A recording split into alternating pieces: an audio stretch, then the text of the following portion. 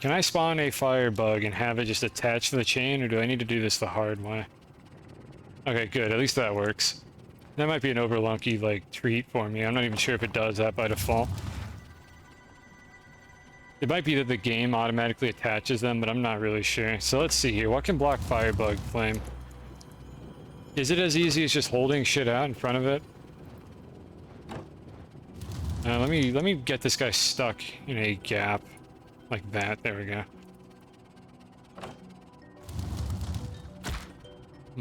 Okay. It ate some of the fire, and then I just got hit anyways. Is it eating any of the fire? Hold on. Let's slow this down and see what's going on.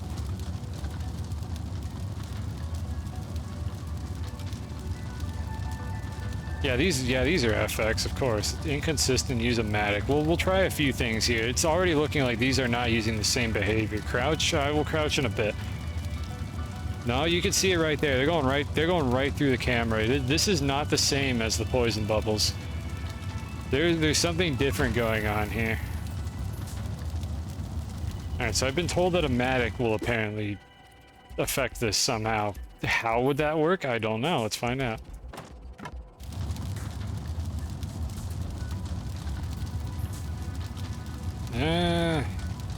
Huh.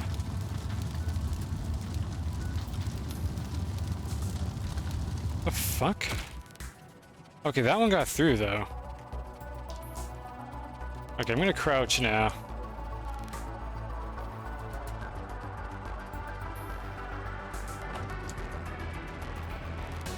Let me zoom in the camera a little bit as well. That's the opposite of what I meant to do. That's annoying. That's annoying. I'm gonna actually turn off the pause camera updating thing for this because it's using the crouch cam, and I want it to just kind of stay up here while I'm crouched.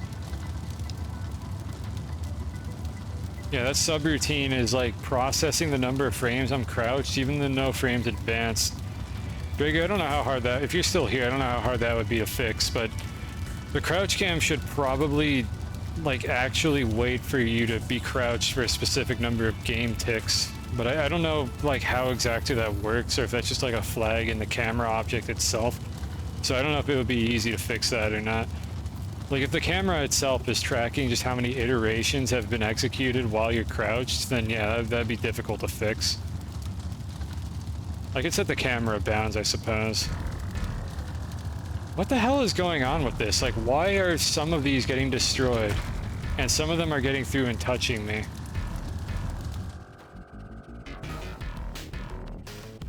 I'm so confused by this interaction. Why is this happening?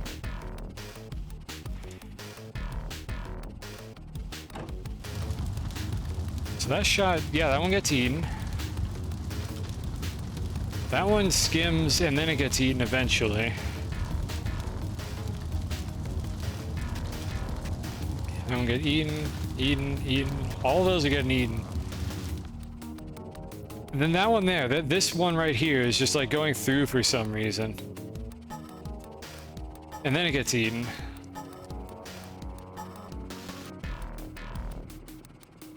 Why can't you be consistent, game? Yeah, I wish I knew. Yeah, so this is a fire resistance enchantment. It is only fire resistance 1 though, it only sometimes works. That one's gonna hit me, I think. Yeah, that one got through. Alright chat, anybody have any guesses for what's going on here? Because I don't.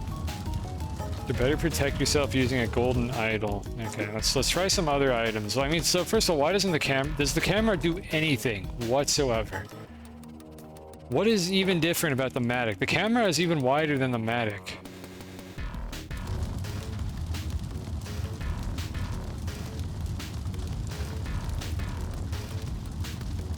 No, the camera ate that projectile. This can happen. Well, actually, those might be touching the floor. Hold on, let me get the floor out of the way. No, the camera is definitely eating some of these projectiles.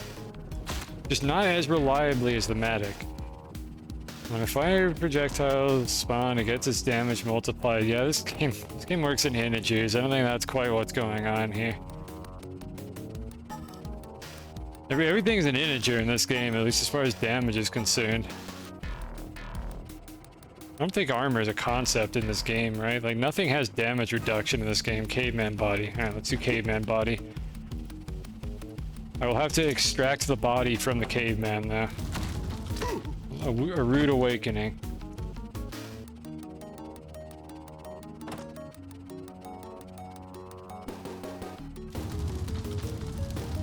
Suppose I can just delete these blocks so the fires aren't like cut off at the bottom as much. It feels like there's like a random chance on any given frame that a fire particle actually touches the thing that it ran into. I wonder if that's how they made it, so that you don't like behave like a meat shield and just absorb every single fire particle that goes through you. Or maybe like it's specifically other objects but not the player. Okay, here's what we're gonna try. I'm gonna face tank literally every single particle of fire from this bug. Put it in me. No, okay, so the player is eating every single fire particle that comes out of that fire bug. Yeah, every single one is colliding with me. What if I put something else in front of it, like this matic? Let's see what happens with that.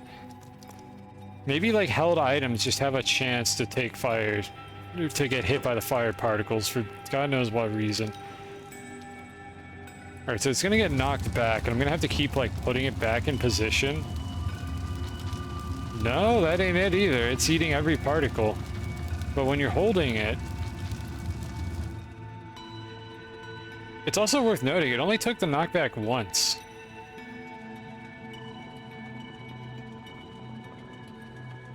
I still don't have any ideas.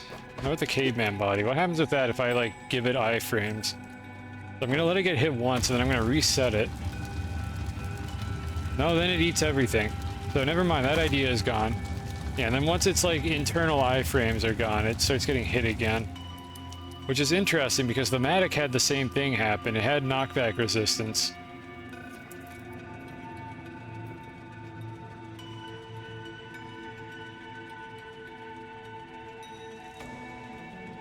I can just leave this one here.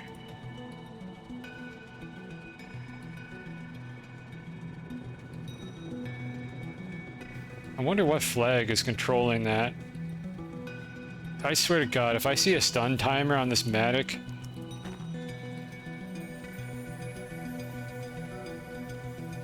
A stun timer or like iframes on this Matic, let's see what happens.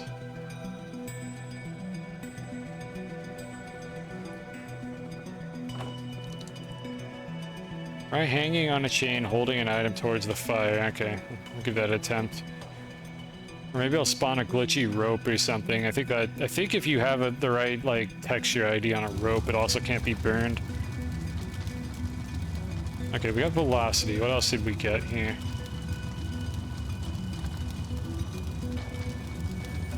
You know what? I wonder if it's the owner. I wonder if it's the owner that's causing the Matic to not get hit by any more fires. Because I don't see any, like, iframes going on here to tell it. So let's see what happens if I pick it up and put it back down.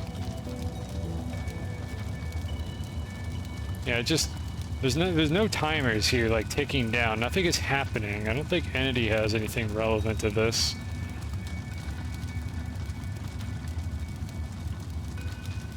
I don't see anything obvious. So if I clear its owner ID, I wonder what happens.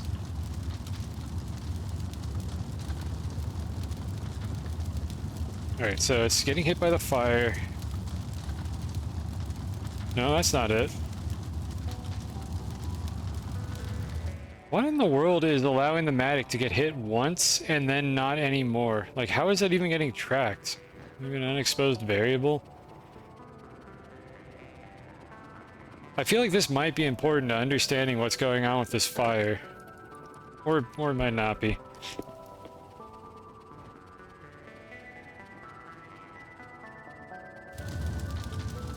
Okay, so what happened on that frame?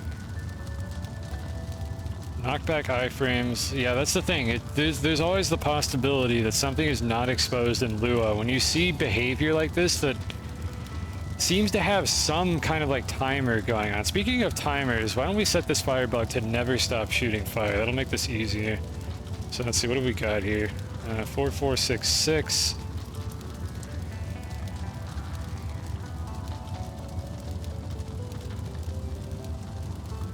That's not exposed either. Or does it use a different variable to decide when it stops? I wonder if it's stand counter. There's a lot of entities that use just like stand counter or idle counter. I think it might be idle counter. When idle counter reaches like 100 or something, it decides it's gonna burn. Yeah, I think it's idle counter, so let's try this.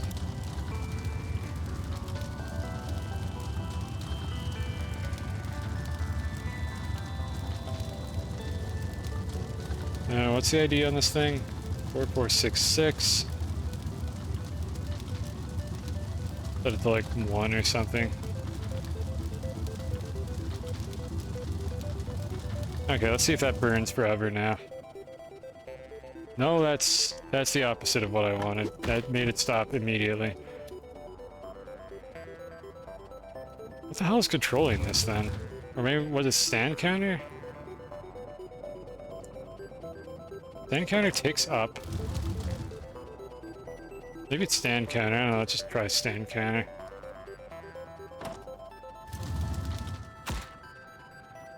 Oh, I need to do it while it's burning.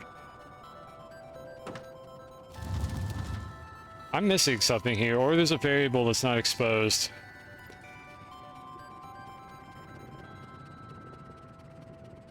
Burn an idle count. Oh, you think? Well, hold on. You might be right, actually. I wonder if that's a specific, like, part of its state.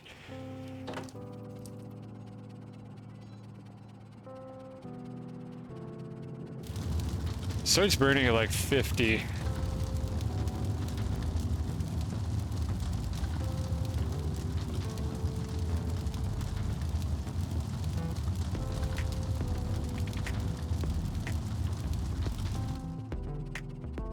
Yeah, I think yep, you're onto something. There we go, that's what it is. So I just can't set it to 1. So it is idle counting. And we're just gonna set it to like 60 or something, so we can get this guy to burn just forever. Alright, so now we have a firebug that is never going to chill out. Excellent. Let's do some more science on that.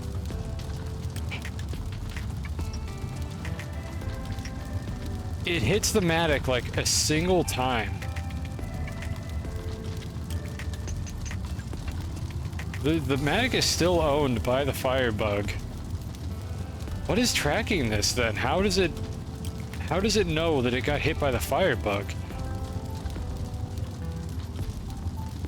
Like, I don't understand the difference. If I move this entity with Overlunky, it gets booped, and then it settles, and then the firebug can't hit it anymore. Like, for a few frames. What is going on here? Does each hit reset the internal iframe timer, even if it didn't get knocked back? What iframe timer? That's what I'm trying to understand here. None of these timers are changing unless there's a new one that I missed. See, that's the... Which one is this? This is the firebug. Let me clear that one. We don't need that one anymore. Like, I don't... What do you mean? I don't know what you mean by internal iframe timer. Because we have an invincibility frames timer and an exit invincibility timer, and I thought those are the only ones that do anything. But somehow this matic has knockback resistance until I, like, move it out of the fire a little bit. Sometimes.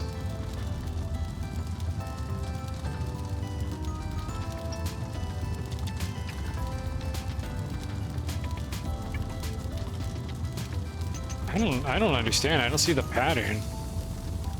It's the same thing with like the camera and probably the caveman as well. No, it's not. Not the same with the caveman. It's like held items that have this property for some reason. And the caveman is occasionally getting grazed by like one of the top like licks of flame. How does it find all the variables? I had to hard code those. Eventually, I'm gonna probably reach a breaking point and go like look into how they did the Python script that generates all the docs in Overlunky and have that output like an introspection like object that just shows me like all of the variables for every single like class in the game. But I have not gotten around to doing that, and I haven't asked anybody else to do that because that's like literally I'm the only person that would ever use that feature. But I have to manually code all these in. And I try to keep up with these updates and make sure I don't miss any. I have no idea what variable would be controlling this.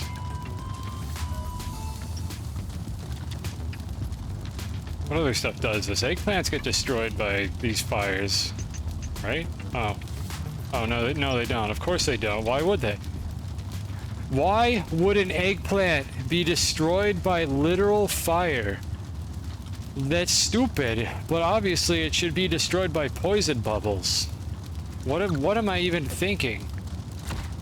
The one thing that doesn't destroy an eggplant in your fucking hands.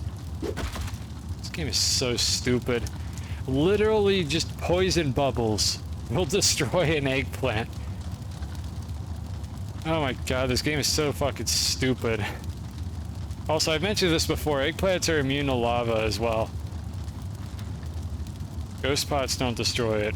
Wait, what? Or this doesn't destroy ghost pots. Thank fuck this doesn't destroy curse pots. Because otherwise the curse pot would just break in every level. Like this one I feel is intentional. I don't understand the eggplant. What about skulls? What about the other stuff? Let's try skulls. Okay, yeah, this is definitely just a completely different mechanic from poison bubbles and mummy flies. I think poison and mummy flies are probably the same like mechanic under the hood. But this is just something different. Because Firebug Fire doesn't destroy any of these, like, quote-unquote fragile items that would normally be broken by looking at them funny. You can't... That's not how this works. Like, that's not how these are exposed. These are user data. You can't just, like, enumerate a user data unless I think you specifically set it up to do that, and Overlunky didn't set it up for that. At least as I understand it, because I haven't been able to enumerate them like that. And I would know what the types are anyways if I enumerated them like that, so it would be really hard to like infer what I'm looking at for each of these individual objects. So I kind of have to hard code this anyways. Yeah, it opens chests and crates and blows up bomb bags and shit. What a lovely video game this is. So we're still not any closer to the answer to the question though of why does the Matic get hit once and then never again? Let me go check the docs real quick. I'm just to see if I missed a variable. I can just skim them really quickly. I think I have them all in order. So we're interested in movable. Where is it? No, not movable behavior.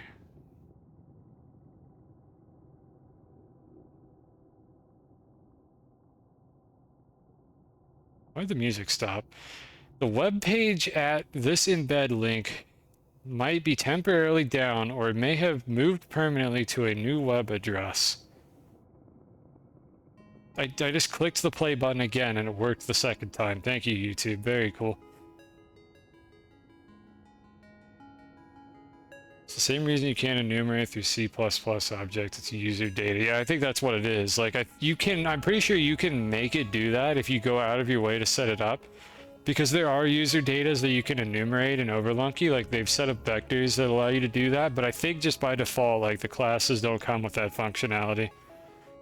Like if I was going to look into doing this, I would also look into whether there's already a way to just like expose that through the Sol 2 library that they're using.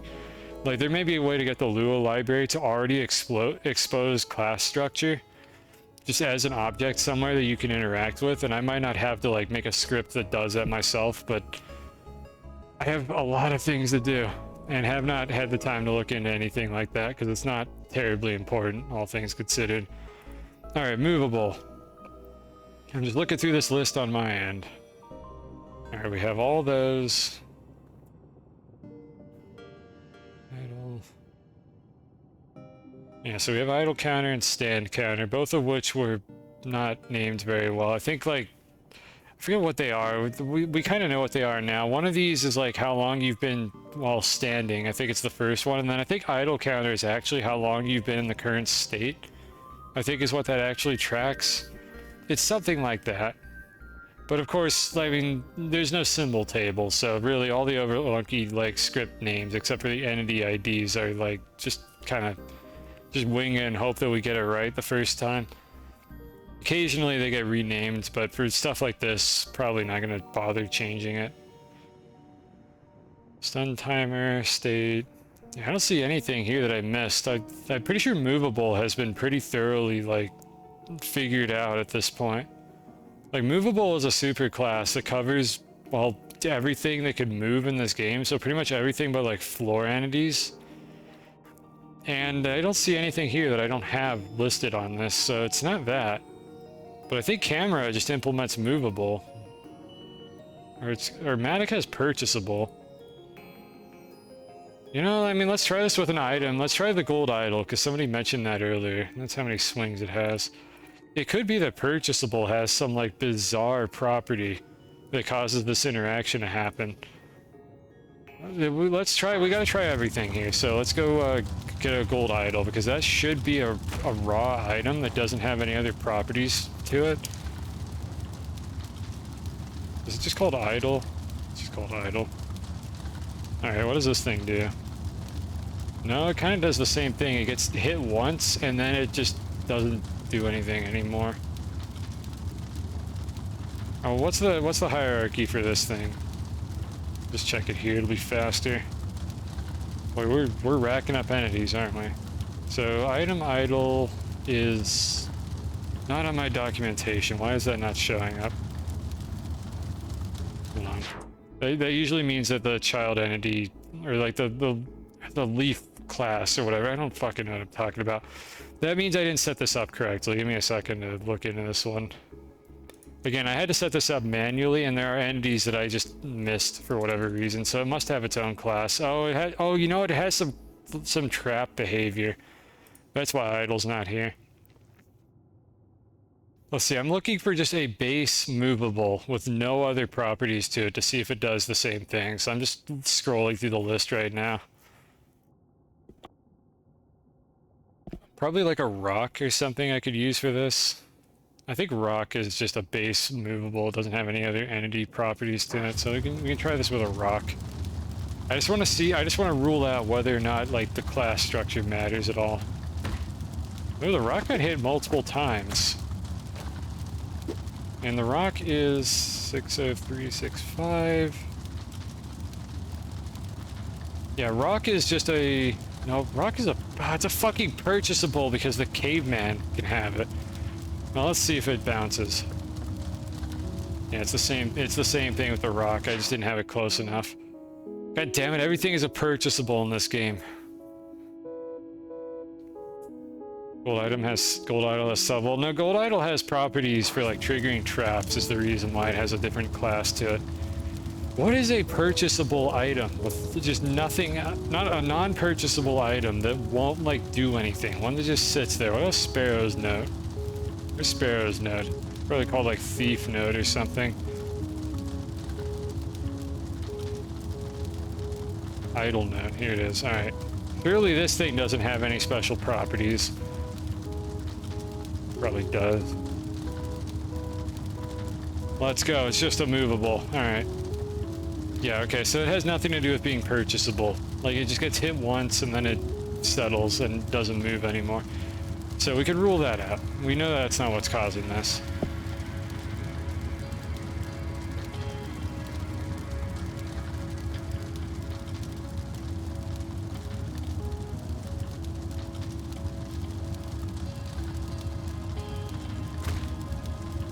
Wait a minute, does it? No, it's standing on something and it got hit. I was like, wait a minute, is it maybe it only does this if it's not standing on a floor?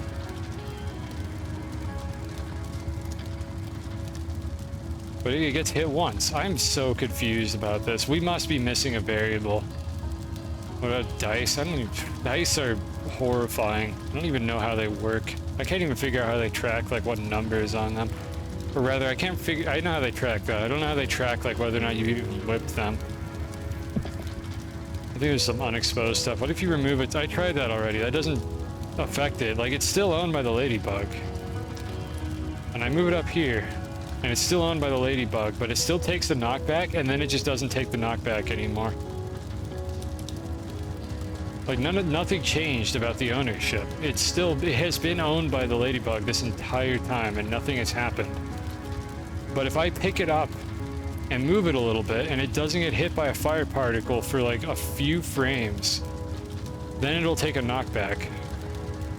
Let's see how far away I need to get it. Yeah, there we go. Now it suddenly starts taking knockback.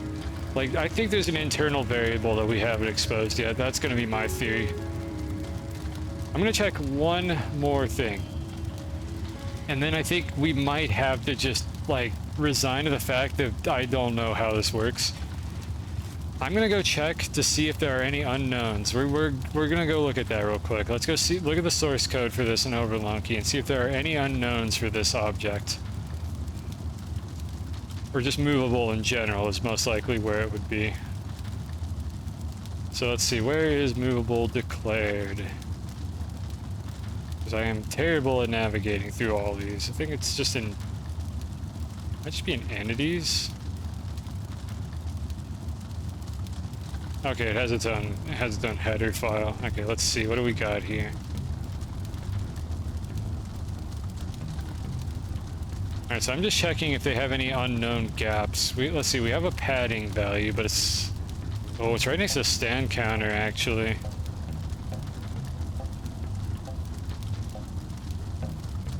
The fact that this value is right next to stand counter makes me wonder. Alright, let's get the debugger open. I'll show this on stream. Give me a moment.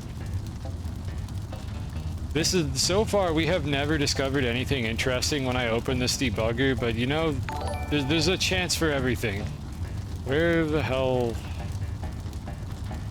This is the 4th time today, I think, that Windows has closed this folder I had open that had a bunch of, like, Spelunky related shit open. Let me go find it again. Like, the folder's just not there. I had a folder open that had the debugger in it just in case this sort of thing came up, and it's just not there anymore. Like, Windows just closed it at some point. I have to go find it again. Also, I heard that dingle. I'll look at that in a moment. I have like 1,000 windows open, so I can't see what made that noise, but thank you in advance for doing that, unless you're a spam bot, which usually they deliver their payload by now, so hopefully it wasn't a spam bot. Well, actually, I guess it would be a text payload. Where the fuck is it? Let's see, programs, P2.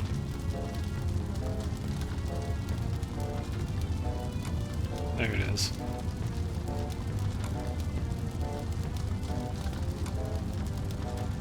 Here's some nice Windows clicking noises. Gonna love it. There we are. I'm gonna attach it, and then I will show it on stream. And we will see if we learn anything from this experience, because Lord knows I'd like to figure something out here.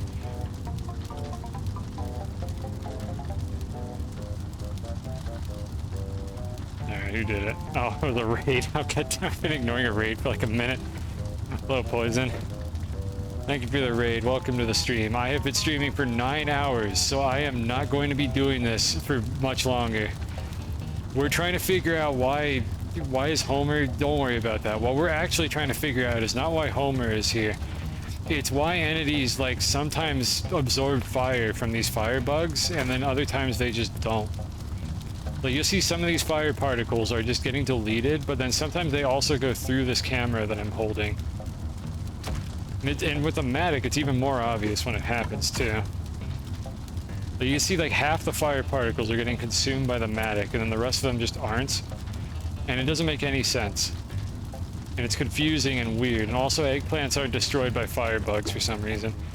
But hello, welcome to the stream. I hope your stream went well. Everybody enjoy Homer for a second while I figure out how to get my overlay to work. Because we're going in deep here. This is going to be the stream where I actually learned something new by using this thing. So let's just see. Do I still have this set up? Not Overlunky. Where is the debug window? There it is. There we go. That's the stuff. That's going to scare everybody away. Look at this. Look. Assembly code. Horrifying. Alright, so let's see if we can figure out what's going on with this damn Matic. So don't worry about, you're not missing anything in the game. I'm placing this Matic in front of the Firebug fire and trying to see if there's like any state information that it's using to just sit here and absorb all these fire particles. So let's see, that is 6114.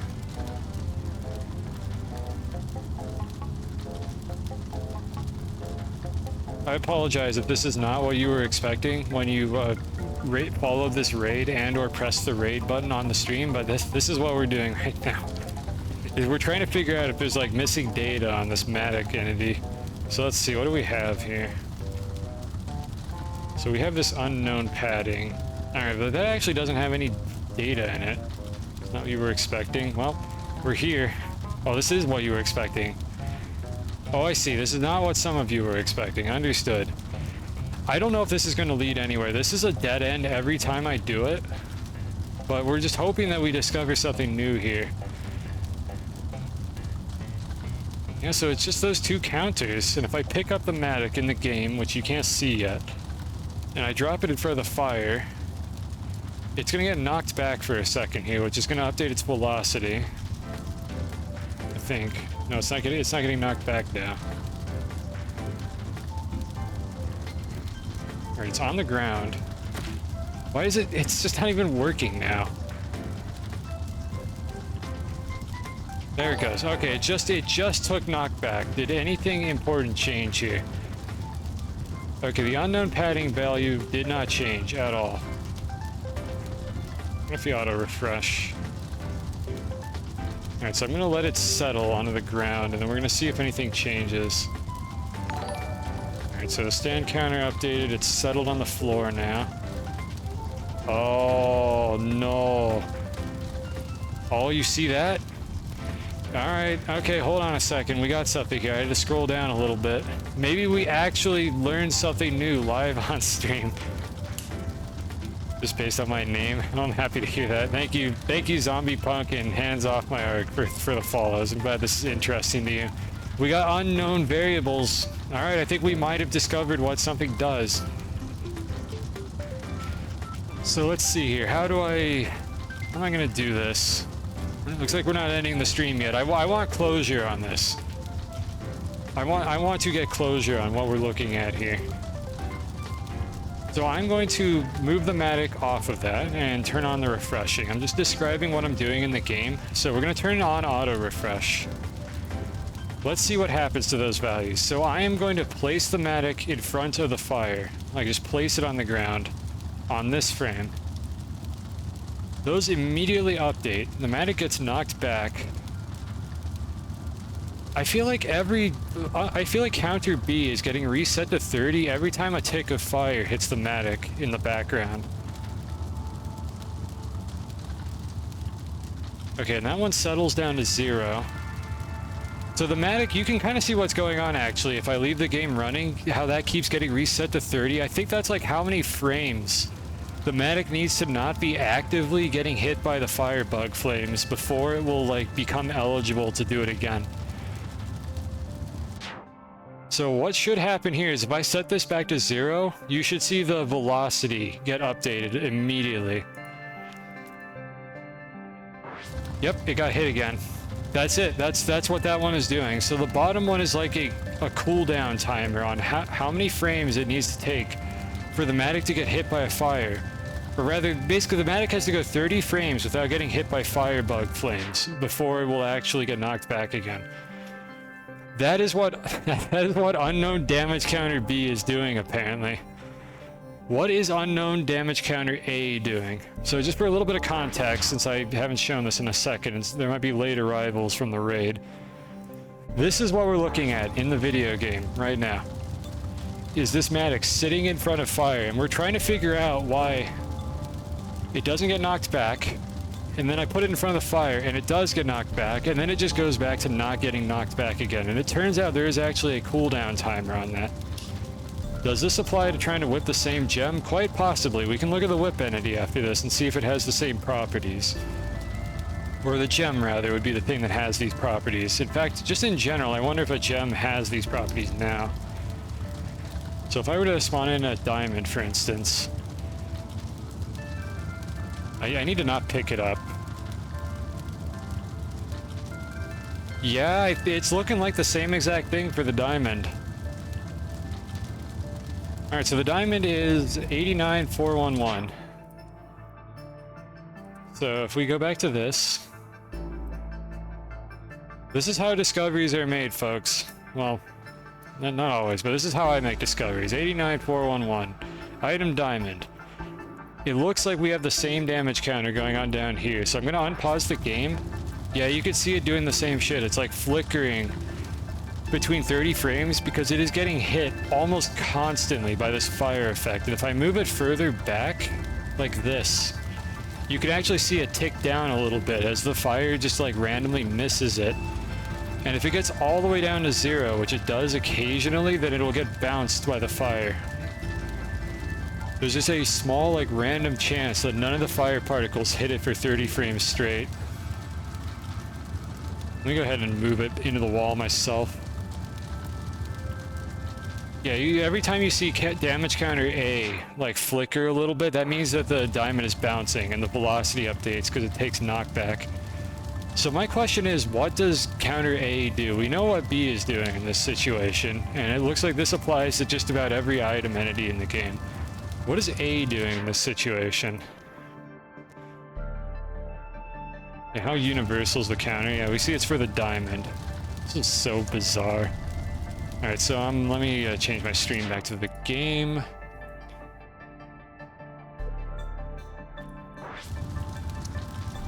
Let's see, I don't want to accidentally pick up this diamond. Where is it? It's behind the caveman. Shove that up there. Zoom the camera out just a smidge, a little bit easier to see what's going on here. Alright, so what does that first counter do then is the next question. So we're gonna set it up like this. And we're gonna pay attention to what's going on with the matic. So I'm gonna destroy this tile, and we're gonna let that get hit by the fire and see what happens to it.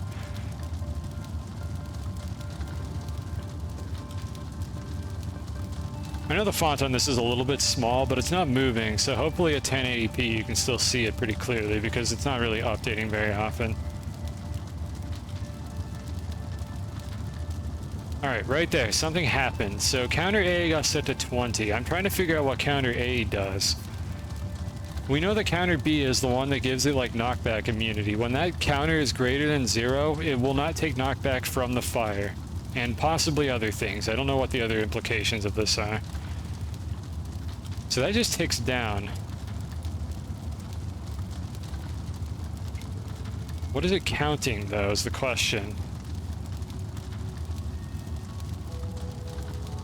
I'm gonna set it back to like something high. I think it's a byte. It's an unsigned byte, apparently. It just kind of ticks down. I don't know what it's doing exactly.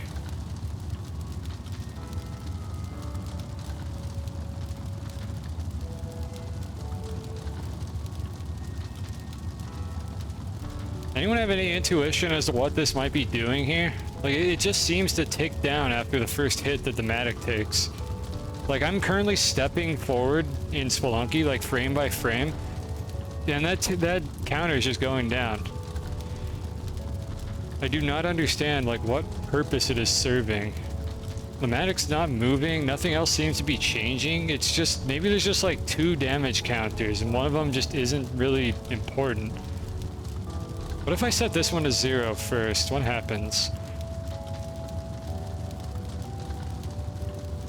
It took knockback even while the first counter was still there. Like, I can set this back to 0 and it'll take more knockback, I think. Yeah, it just immediately got set back. So, I don't understand what that value is doing. Well, that solves our other part of our mystery, at least. We still, however, don't have an answer for why you can hold the matic and absorb some of the fire particles. So I'm starting to wonder if that's an intentional game mechanic, where there's just a probability that holding an item in your hands and having a fire touch it has a chance of it blocking the fire. That could be intentional. Like, you block a little bit of the fire, but if you stand in it for long enough, you'll probably get hit by one eventually. we're gonna pick up the Matic and we're gonna see if anything interesting happens to the flags. What can cause it to get set? It just gets set at the same time that the other counter gets set to 30, but then it won't ever get set again until the other timer ticks down to 0. Like, I don't know what it does. It doesn't seem to affect anything. If I set the timer B down to 0, it'll just get set back to... A will get set back to 20, and B will get set back to 30 if it gets hit again. It might be like another kind of immunity that doesn't refresh under the same circumstances. I wonder what else sets these immunity values. Alright, so back to the game. Let's go ahead and pick this up. And let's see what happens. So this is what I'm going to be doing here. I have a lot of health. So I'm going to just be standing here, like just tanking hits constantly, and we're going to see what happens in memory while I'm doing this. In fact, we can do better than this.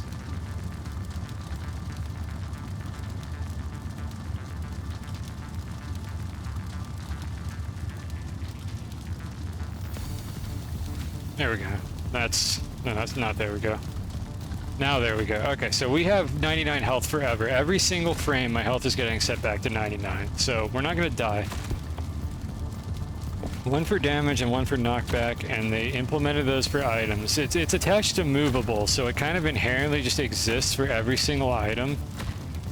So you could be right. Maybe the first one is damage immunity. Well, yeah, okay, so it would be damage immunity. And it gets set back to... Wait, does it get set back? You know what? Okay, hold on a second. Let me put the Matic down and let's test this again. Alright, so the Matic is back in front of this. Let's pay attention to how this is playing out.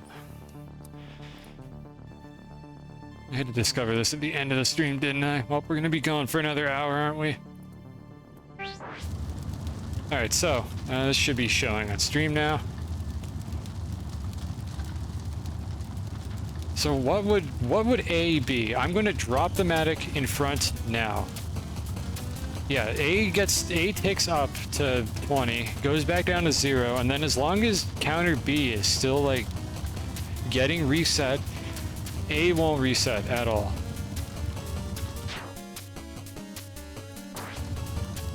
Let's see, I'm 4098. We don't really need the diamond. I think the Matic is giving us the info we want, so... Oops, didn't mean to click on that. Don't look at that. That's scary, chat.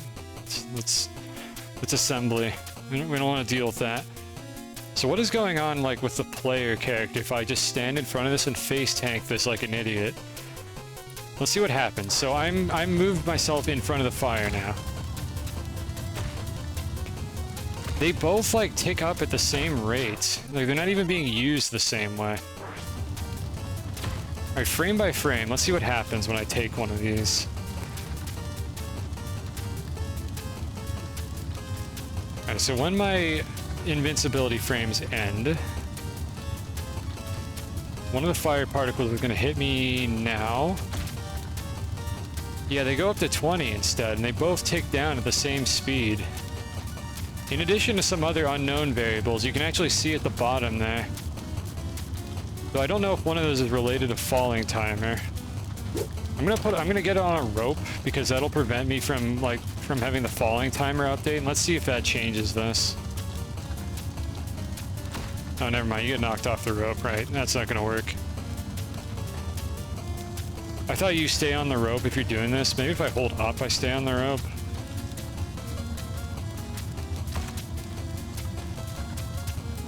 Okay, so 20. That still updates that other timer. Yeah, you still get knocked off the rope. I can't re-grab it. It's not one of those interactions. So I don't know if I-120A is associated with what we're looking at now, or if it has something to do with the falling timer.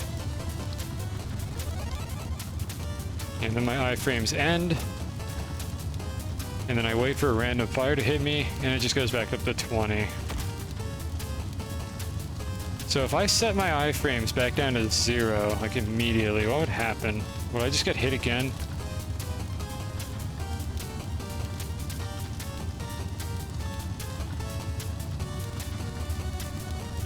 Taking me a really long time. I actually can't take damage, I think, because of the on fire effect.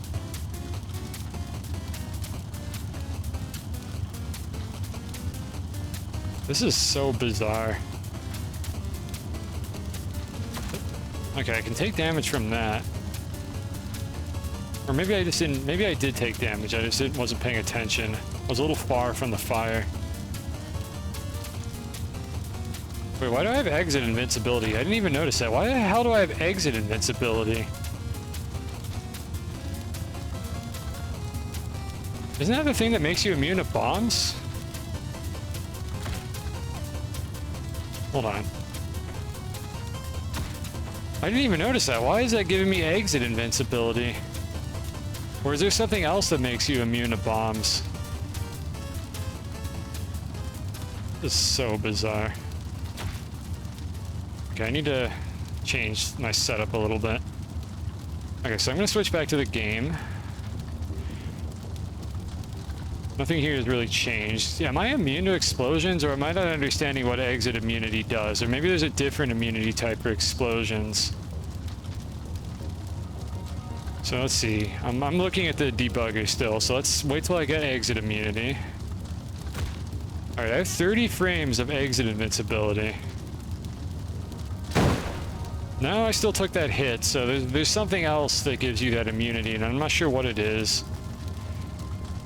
I need to not kill that firebug, or I have to set up another one, so that's not what that was. I'm not sure what's going on with that then. Maybe that one's also not named correctly. Because you would be immune to bombs if you had exit invincibility, so there's obviously something else that's controlling that, and I don't know what it is. Homer, wake up. Homer, please, wake up. I'm left with more questions than answers right now. Okay, let's go do the other thing that I was interested in, is picking up the mattock and holding it in front of the fire. Let's try that out. Let's see if that teaches us anything interesting here. Alright, so I switched over to the debugger again. I am standing in front of the fire holding the mattock in my hands right now. Let's see what it does. It doesn't even change those values. You can see Homer is still getting pummeled over on the right, but the mattock is not even like interacting with the fire once I'm holding it.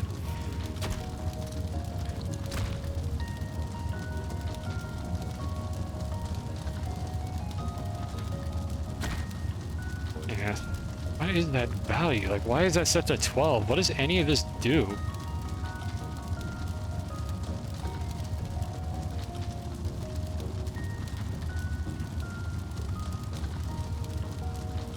For that matter, what's controlling, like, when I'm able to move again? I'm surprised, actually, that we have so many, like, unexposed variables in the movable object. Oh, I mean, we have at least, like, kind of one less. I still don't know what damage counter A is for. But yeah, when you're holding the mattock in your hands, that has no impact whatsoever. It doesn't interact with the fire at all, so this is some completely different interaction going on. The whole reason I even started looking into this is because I was wondering why holding a mattock sort of, but not entirely, prevents you from getting hit by fire. Yeah, that one just went right through. But some of these particles are like despawning on top of the mattock, like before you would expect them to. They're not like fading out or anything, they're just vanishing. Oh, what the heck? Okay, hold on a second. We gotta go back to the game. I just found something really weird. So I positioned myself here, and now this is happening. It's 100% blocking the fire now. Who named these variables? Overlunky. We don't know what these variables are called. There's no symbol table in the game's executable. So we only know what the entity types are, maybe a few other enums. Nobody knows like what these variables were called in memory. So that's why a lot of them are just wrong, because like it looked like it meant something early in Overlunky's development, and then it's like, oh, actually it does this thing instead. And some of these get renamed and deprecated. A lot of the other ones, not until like we're completely certain what they're called will they get renamed. But anyways, the reason why I have you looking at the game again is because now the mattock is absorbing all of the fire. If you put it in the fire dispenser, like actually right here, The firebug is not able to hit you with it. But the instant you move like over here or something, one more turnaround. Like right here. Let's see what happens. Okay, it still absorbs it there. That's the second frame. And I'm gonna have to just position myself more carefully. Yeah, so second frame we know is fine. What about third frame? It also absorbs them all in the third frame. Like, the closer you are, the more likely this is to work for some reason. And yeah, it's 100% consistent if you're really close. And if I move just a little further back, now you can see fire particles starting to survive for like a few frames before they actually get deleted, and right there, one of them just got through. It's like the lifetime of the fire particle somehow influences the probability of the fire just going through the matic that I'm holding. And then when I'm all the way back here, and these things have a really long lifetime, they're moving very slowly, but they seem to get, like, very consistently get through this. Like every couple seconds, one of these fire particles gets through. But if I shove my face up here, literally none of them survive. This frame, none of them survive here either. Yeah, it's like being about a tile away. Causes them to despawn instantly. Oh, you know what? Hold on a second. Are these active? Like, why are these getting so far into the wall before they get despawned? Is this fire particle here active?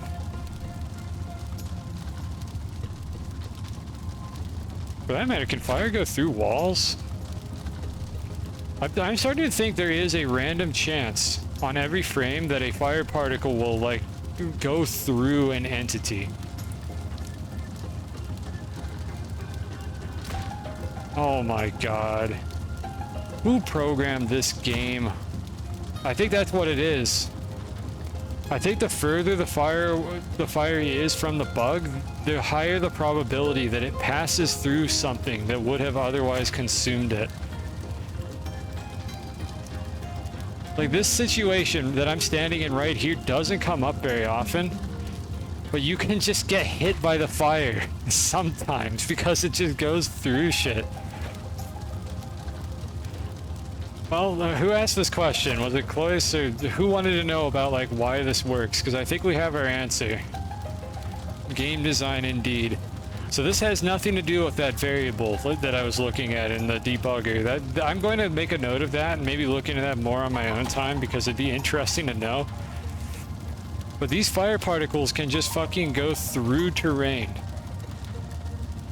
And they go through the shield? Hold on. Oh, how stupid is this? The shield has a pretty damn big hitbox. So let's see, let's stand all the way back here. No wonder they just randomly hit you. Like, some of these fire particles are getting, like, frighteningly far in, but I'm wondering if there's a special case for the shield. Because, like, I feel like I would have been hit by one of these by now. So I'm thinking that there's actually a special case for the metal shield specifically to prevent the fire particles from, like, phasing through it and hitting the player. But, like, you can see here, that doesn't exist for corners. Like, one of these gets through the wall occasionally, and they're not even moving that fast. See if I can catch one doing it. Yeah, stuff that... Yeah, it's gonna take me a while to catch one. Almost. That one almost made it through. I'm not gonna grind that for too much longer. We can actually expose that one as well, so we have 2 chances for it to happen. That one? Yep, there we go. That one just went right through the corner. Like, it very obviously touched both of these, but I think it just rolled a chance to not collide with the terrain, and it just went through the corner. Well, that answers that, I think. That's why that happens. The thicker the item you're holding in your hands, the higher the probability that it actually works. Let's see, where's the active floor? The active floor for the shield is here, and that doesn't even seem to be interacting with the fire. I think the shield is just a special case. Let me take this item off. It's making it hard to see the hitbox.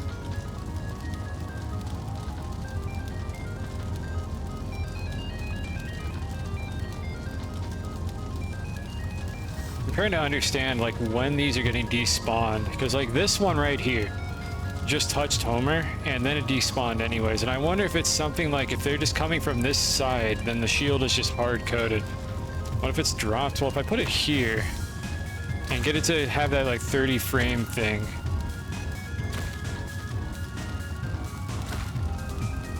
And it's kind of, it looks like it's just behaving like a normal item, so for the first couple frames, the fires always get destroyed properly. And then if I move it further back, it's just kind of acting like the Matic did.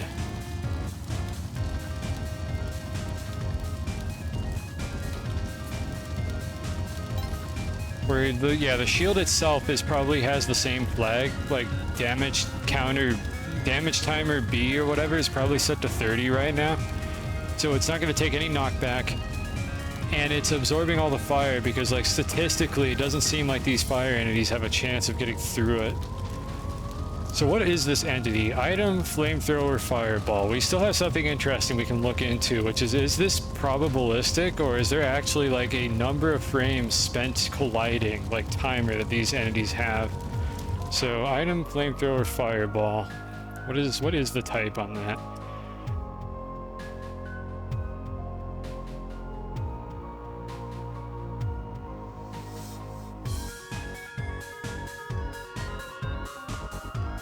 Flamethrower, fireball. Okay, it just extends flame. Does anything else use that? There's an FX entity that uses that, apparently. I guess it's probably... Where the hell is that FX? FX small flame. I don't know what that is. It's right below jetpack flame. Alright, let's not worry about that. Let me look at the class. I'm looking at Overlunky's documentation right now to see what we know about this particular class. Oh god, there's a bunch of them.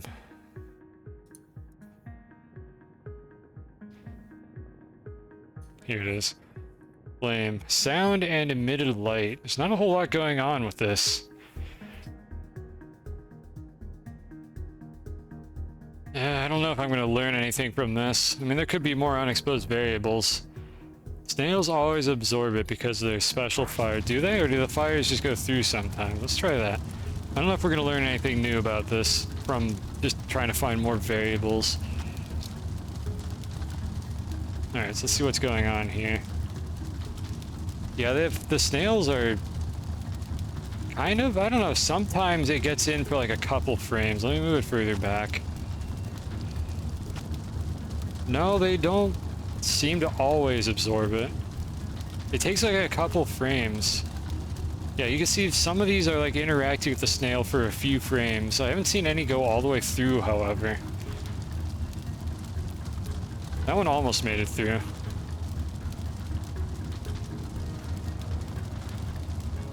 I do not understand this. This is such a bizarrely complicated game mechanic, and I think it explains why these firebugs feel so incredibly inconsistent when you're just trying to get past them, or like attack them with an item or something. And like, sometimes it feels like this fire will just not touch you at all, and then other times you get hit by a lick of flame that's expiring and you just take the 2 damage from it.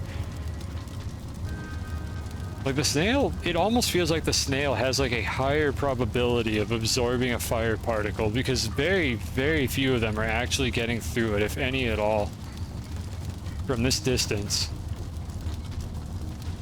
Whereas if I were to take an item with a thick hitbox, like something that, you know, the camera,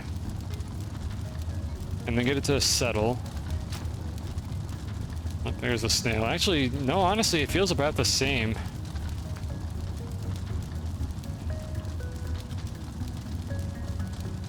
Okay, let's very, very carefully analyze one of these fire particles. 166, 286. I don't want to have to keep reselecting these, so this is going to be a huge pain in the ass if I have to do this more than once. 166, 286. Is there anything funny going on in memory for this entity? We're reaching the bottom of the rabbit hole, I think, on what I'm like willing to do trial and error on in the middle of a stream. But let's have a look at this entity and see if anything funny is going on with it. We only get like one shot at this because once it despawns, that's kind of it.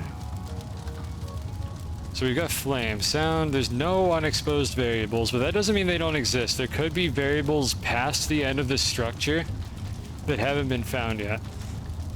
As far as movable is concerned,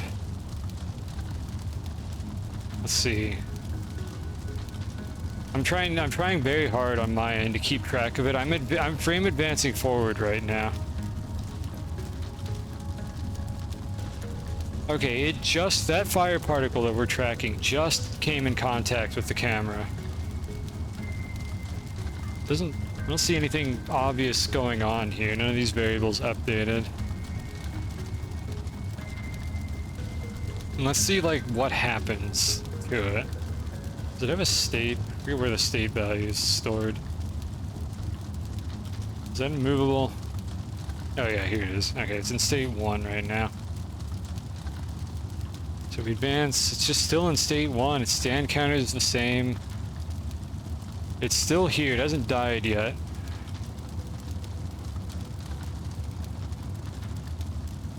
I think. Am I tracking the right one? Hold on. But I think it died on that frame. I think it's gone now. Yeah, I don't see it anymore. I think it just died. Yeah, it's gone. Okay, so it just got absorbed on that frame, and what we're seeing here is just the stale memory. The slot presumably hasn't been picked up yet. I wouldn't be surprised if another fireball is going to spawn into this slot in a second here. Let me advance a bit. Yeah, I think another fireball already took the slot. Like, every time you see this happening where the stand counter resets to 0, I think the ID of the entity is also changing. Yeah, you can see it happening right now. This is the game reusing the memory for these entities for each like subsequent fireball, and you can see it's almost always a fireball or a flamethrower entity that ends up in this spot. Yeah, but we do get lava bubbles occasionally, so something else will pop into that slot from time to time, but for the most part it looks like it's picking flamethrower entities. So I mean, that means I actually don't need to change this. I can just keep watching what this one is doing right before it despawns. Yeah, right there, it just reset again. Well, the thing is, I'm not seeing anything particularly useful. This one's probably a lava bubble because it doesn't have an owner. Yeah, this one's a fire. I don't see anything interesting happening with these. Yeah, we're getting close to the end here, I think, on this. There's only so much I can figure out from this. However, we are going to look at one more thing. So let me go back to the game. At least one more thing. I might get derailed and do something else. Be left for an hour. We're still on flames. Look, all right, we've discovered what an unused variable does, sort of. I mean, we don't know all the things that it does. We just know one of them. So if I were to just spawn one of these like flame particles myself, what are their behaviors? Like, how do these things work? Alright, so if you just spawn them in like this, they just kind of have a lifespan of a few frames, and then they just vanish forever.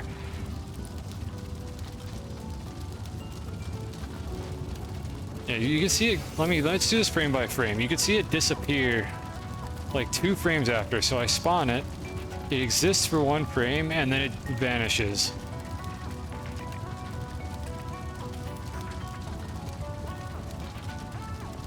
Actually, maybe I should fling it at a wall instead. That might give us more insight into what's going on here. Yeah, so if it's very early in the fire's lifespan, it appears that it will just die instantly, but you can see here it's actually going through the floor for a few frames before it dies. So a sufficiently fast fireball might have a, like, statistically small chance of getting through the floor entirely. If it's, like, near the end of its life cycle. So maybe, like, a really extreme angle like this. That one almost made it. Maybe this. There we go. That one made it all the way through. But I don't know if it's probabilistic or not. So the thing is, we can make a fire particle spawner that shoots them at a very consistent speed and see if every single one behaves the same way or not. And that'll tell us whether or not there's any RNG involved in this. Let's make our third one of these. I'm going to make a fire callback. We are going to, every single frame, we are going to spawn one of these fires. And a flamethrower, fireball. Let's see, we're going to spawn it. Let's just do it like over here. So we're going to spawn it at 23, 109, front layer, X velocity. And we'll just start with this. And Y velocity, nothing. So that's 6 tiles per second is how fast these are going to be moving. That's actually pretty fast. Let me slow them down just a little bit. Okay, let's see if I got that right. Nah, it's kind of slow. I'll go back to the original value I had.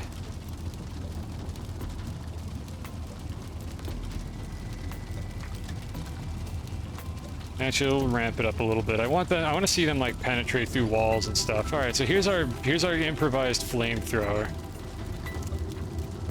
Get this out of the way. So this is the usual business with like the iframes on the camera, like whatever that iframe damage counter thingamajig is that we saw in memory earlier. So what I'm interested in is like, do these consistently penetrate objects? Actually, they don't interact with that. It looks like there's some RNG here because you can see some of them are getting through and some of them just not quite. And the closer we put it, let's see, that one got through because I moved it. Yeah, it looks like there's RNG. I think there's a random chance. Based on the lifespan of the fire particle, I think there is a random roll for whether or not it's going to live on a particular frame that it's touching an entity that it can interact with. And that's what like gives the fire the effect of like kind of phasing through walls and not just like getting cut off immediately. I think that's what's going on here. And then if we move this out of the way, let's see, how many frames are these fire particles surviving for? Let's see, all the way at the end, we have like 18, 186724. These numbers are getting long. Flamethrower particle. God damn it, I don't have this one either. Hold on. I need to add this to my script. Flame. Entity movable. Okay, good. There's nothing important on it. I just need to declare the class in the script I'm using here, and then it'll show all the movable information about it. It's the second time I think we've had to do this today. I need to just fucking automate this.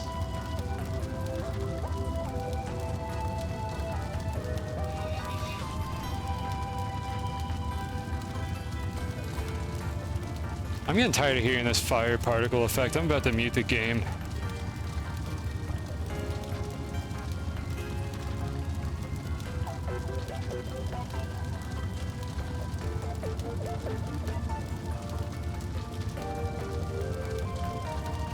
Alright, sound, meta, we don't care about that. Don't care about any of this. I just need to declare the type in my script, and then I will be able to view it in this, like, entity pool thing. There it is, alright.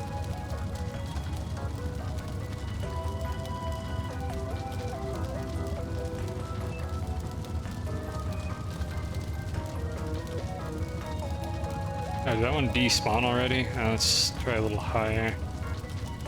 There's one. Okay, we have a flame entity here. I honestly couldn't tell you which one it is. Probably an easy fix. Oh, hold on. Oh my god, I missed a bunch of chat. This is a Flammenwerfer. It werfs Flammen. Flamen? Flammen? How do you pronounce that? I assume this is a German joke. Is it Flammen? Look, I'm a dumb American. I don't know how to pronounce things in other languages. Forgive me, please. The flamethrower's Kaizo material. You could make like sick entities like this for Kaizo maps. Kind of neat, honestly. A little bit of innovation would make for some really neat looking like puzzles and traps if you script like entity behavior. There's probably some Kaizos that do that, but most of them seem to just use basic game mechanics. Yeah, spawning hundreds of thousands of entities doesn't crash, but they screw up Tiamat. I'm fairly convinced that the Tiamat crash is the sound engine specifically. And the sound engine is using the Fmod library, and they probably didn't use it correctly. Apparently, like the liquid engine, so that's most likely the thing that's going wrong here. There's like a leak or something in the sound engine.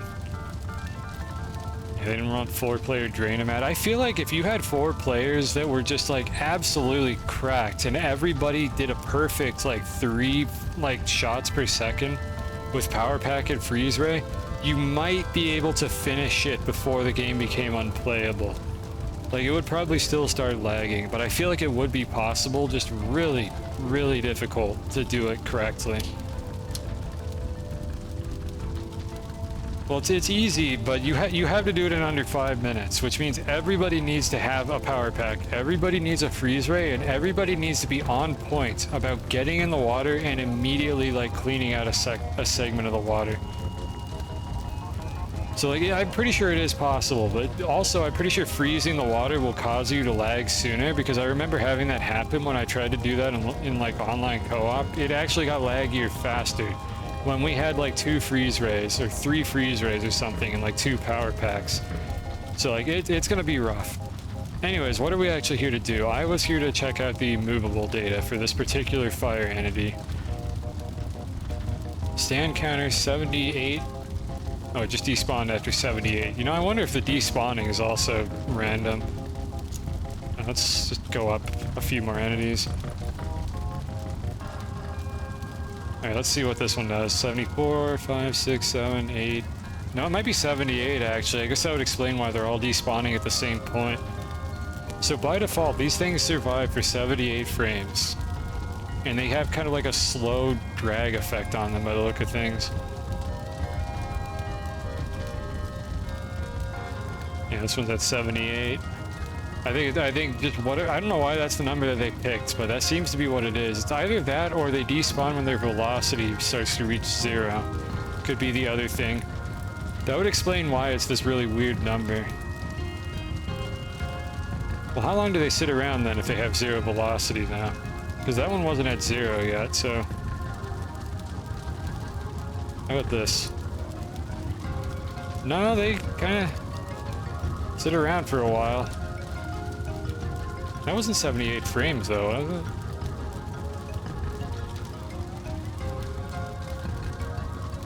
$187.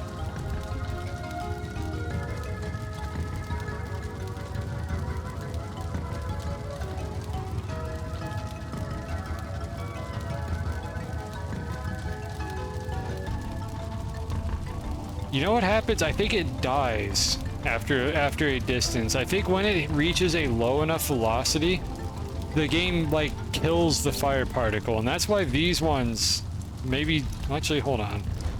Yeah, okay, I'm not taking any damage from these. I have God mode off. There we go. That's where we start taking damage. I think that's what it is. I think when its velocity is low enough, it goes into a no damage state and starts to like fade away. And as you can see, it's not very generous. Like, obviously it looks like there's a ton of fire here, but like a single one of these looks pretty innocuous, and then it turns out that you can actually take damage from it if you're like just this close, just like half a tile in. So this little smidgen right here is all I can touch without taking damage from this flamethrower. And again, it looks like I should get burned there, but that's because there's like 60 of these stacked on top of each other. So the random, yeah, it does have random velocity. You can see that here. So while we don't have the hard numbers on this, I think we know what's going on here. So a fire particle will spawn at some initial velocity, which is randomized. Like, you can see that happening up here with the fire bug. And then over time, it slowly gets dragged down. I don't know what the drag function is. It probably wouldn't be too hard to figure it out, but it's probably some multiplier. It multiplies the velocity by like 0.95 or something on every given frame. And once it reaches a certain velocity threshold, the fire goes into a dying state, where it no longer deals any damage and it starts to fade out into like a smoke particle effect, and then it despawns when it's finished with that dying state. Which, based on what we saw here, by spawning one in immediately, we could see how long it takes for that to happen. So we have one here, 206, 812. Alright, so let's see how many frames it takes for it to die when it spawns at 0 velocity. Yeah, it dies after about 30 frames. So pretty much the last half a second of the lifespan of the particle will do that. And then the other thing that we've seen, let me see if I can get a tall item like a teleporter to demonstrate this, is there is a like probabilistic chance that upon contact with an entity, the fire particle will disappear. And you can actually see that happening right now. And that I'm almost certain is RNG. I can't think of any other reasonable explanation for this. Every frame that the fire is touching an entity, based on how long the fire particle has been alive, or possibly its velocity, it has a reduced chance of getting deleted by the entity that it's touching. So right at the initial part of its spawn, it will always, 100% of the time, get destroyed when it's touching an entity. This is annoying because it keeps knocking back the teleporter. It's the same like that for a couple frames. For 3 frames, it looks like it's always going to get deleted as well. See when the threshold hits. Right there. It actually... Huh. You can see it doing it now. Let me slow this down. You can see the gaps in the stream of fire. It's actually a cutoff. I wonder if it's just a fixed probability. Like, after the fire is like, I don't know, 5 frames old or something, the game then applies like a small probability, or maybe like a 50% chance or something, of the fire getting through an entity. But the thing is, if it's a player or a body, I think... Let's see, do they always get hit if it's a body? I need to make the body stop moving. Move this out of the way. No, it's actually random as well. Does that mean there's a random chance that I get hit by this fire if I stand here?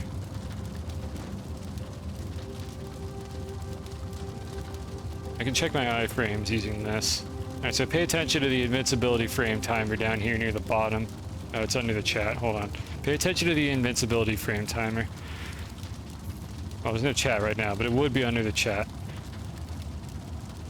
Let's see what happens here. I mean, I'm standing on a lot of these. I might just get hit immediately. Yeah, I just get hit. God, it's hard to say. It could be a situation where, like, if the entity is capable of taking damage at that time, then the entity will take the damage. As you can see here, I'm always absorbing the fire particles. So 4, we move away to 5. Now they start going through me, sometimes. What's interesting to me is whether or not, like, I can tank a fire particle just by some statistical chance if I just happen to, like, barely touch it. Let's see, let's set up the teleporter to start blocking fire so we have a chance of this working. Okay, right there. Now there's a chance of some fire particles getting through. Does it have to do with being airborne? I highly doubt it. Alright, so what I'm going to look for here is I'm going to look for a single, like, isolated fire particle that I can put Homer on top of and see if anything interesting happens while I don't have iframes. So I'm just waiting for, like, a lucky streak with the teleporter where it just blocks a few of these. I suppose I could have changed it. That one right there. Let's try this one.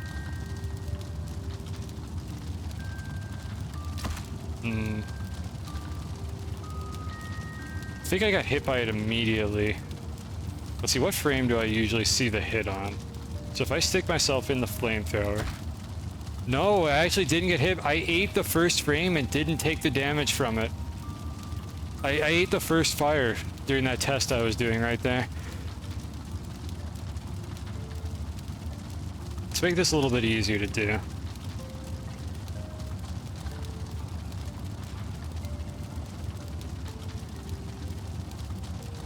This is going to make it shoot fire every 3 frames.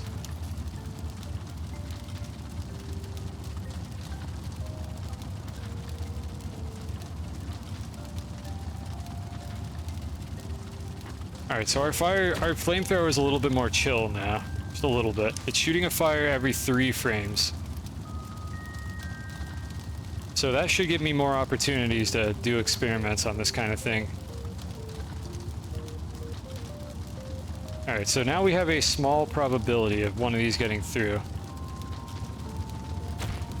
That one, it took a frame for that one to hit me. Alright, so can I touch this? Yeah, it didn't collide with me. That one didn't collide.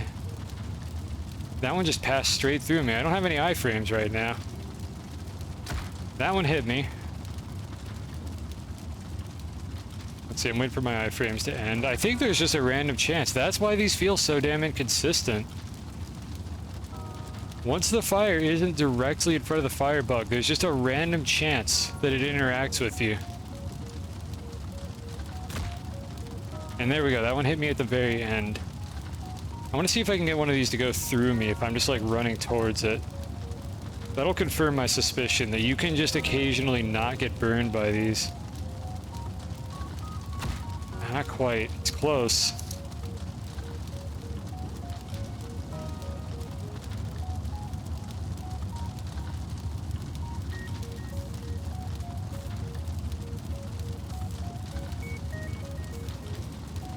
I mean, I'm spending a long time touching that particle of fire. I think the statistical chance of a fire getting through me is pretty low, but it looks like that's it.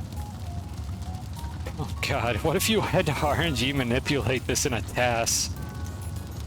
I think in theory you could RNG manipulate it in a task so that none of the fires damage you. You could just go straight through the firebug. As long as you weren't at point blank range where they always hit you, I think you could literally RNG manipulate this. In fact, we can RNG manipulate this now. Hold on. By RNG manipulate, I mean cheat, because I love cheating. Alright, so let's see. Pre-update.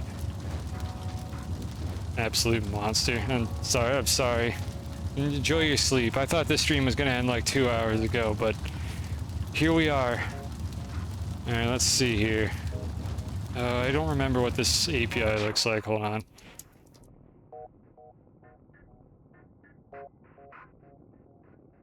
RNG. We're messing with RNG here. There it is. Okay, that's what it's called. Oh yeah, I said I was gonna turn off the noisemakers. We do not need this to be so loud. We'll leave the volume on so you can hear Homer get hit occasionally.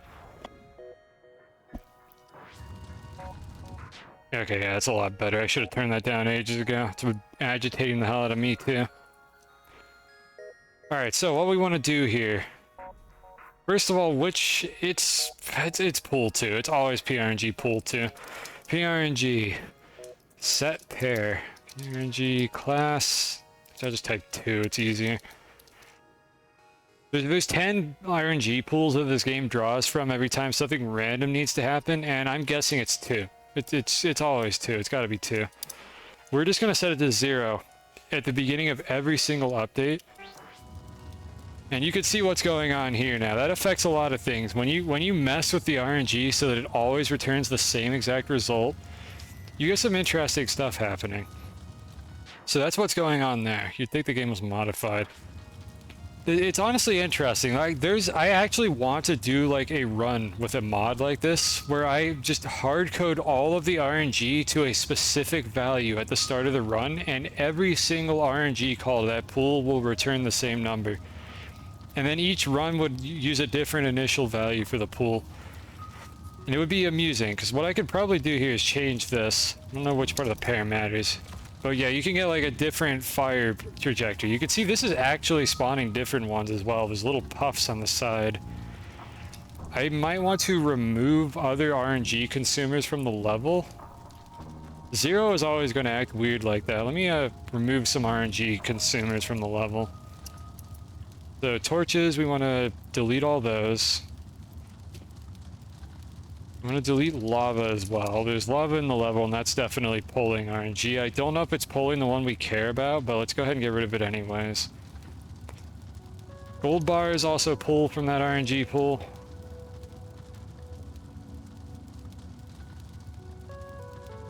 Okay, there you go. You see it's actually stabilized now. That should reduce the amount of entropy we see here, because I think I removed most of the entities in the level that are using that RNG pool. So now we get this weird ass looking just diagonal firebug thing, and then I can change it by just like altering this value a little bit. I don't know how I'm ducking under that. That one didn't do anything. That one didn't do anything either. There we go, that one did something. Yeah, gold bar sparkling is what draws RNG from pool 2. Every time they shine, they roll a random number for when they shine again. And that will, well, that'll mess with the RNG. So the question is there a pattern going on here? It looks like there is. So we know now that it's the same RNG pool that's affecting this as well. You can see that only 2 of these are getting through at any given time. Though I don't know why it's happening in pairs necessarily. There might be like a rhythm going on with this because of the firebug being here. Let me lock down the firebug so that it doesn't pull as much RNG, and let me see if that changes the pattern. No, it's kind of the same pattern actually. Works the same way. What, the RNG? Or do the gold nuggets just randomly glint in that game? I mean, I guess that probably has a similar concept, but I don't know how Don't Starve's RNG works. Alright, so anyways, let's go back to 0, because 0 is always a funny value. Let's see what happens with that. Alright, so that one's not giving us a break. I'm just wondering if there is an initial RNG value that will cause me to just never get hit by these, ever. But I don't know why it is moving in these pulses of 2 like this. Like 2 of them get through, 3 get absorbed, then 2 get through, then 3 get absorbed, and it just kind of goes in a rhythm like that. And I'm not really sure why it would be doing that. I don't want to get rid of that firebug, because that firebug is... I don't want to have to set it up again to be firing infinitely. Do 4 get absorbed? Let's see. 1, 2, 3, 4. Okay, yeah, you're right. 4 get absorbed. And then 2 get through. Back to back. And then 4 get absorbed again. And there doesn't seem to be a window for me to not get hit with this particular RNG value. Like, this is obviously not practical. You can't do this in a normal run. But I'm just curious if there is like an initial RNG value that would cause this to work. Homer just gets severely burned. For that matter, is anything affecting this? It could be a different RNG pool that's playing into this, and it's just the consistent, like, behavior of the fire that's making this work, but... No, that wouldn't make any sense. They're messing with these. I'm trying to see if I can get a different, like, outcome if I just type some, like, random crap here. But it seems like almost no matter what I do, it seems like it always goes through in pairs. Now, another possibility is that this particular interaction is not actually using any RNG. But that would be... No, that doesn't make any sense. If I clear this callback, does it go back to being random?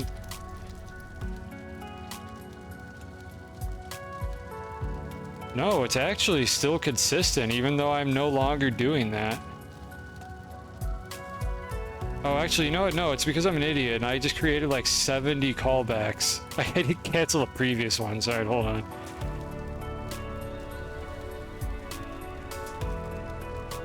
No, this is user error. It wasn't working because I did this. I did it wrong.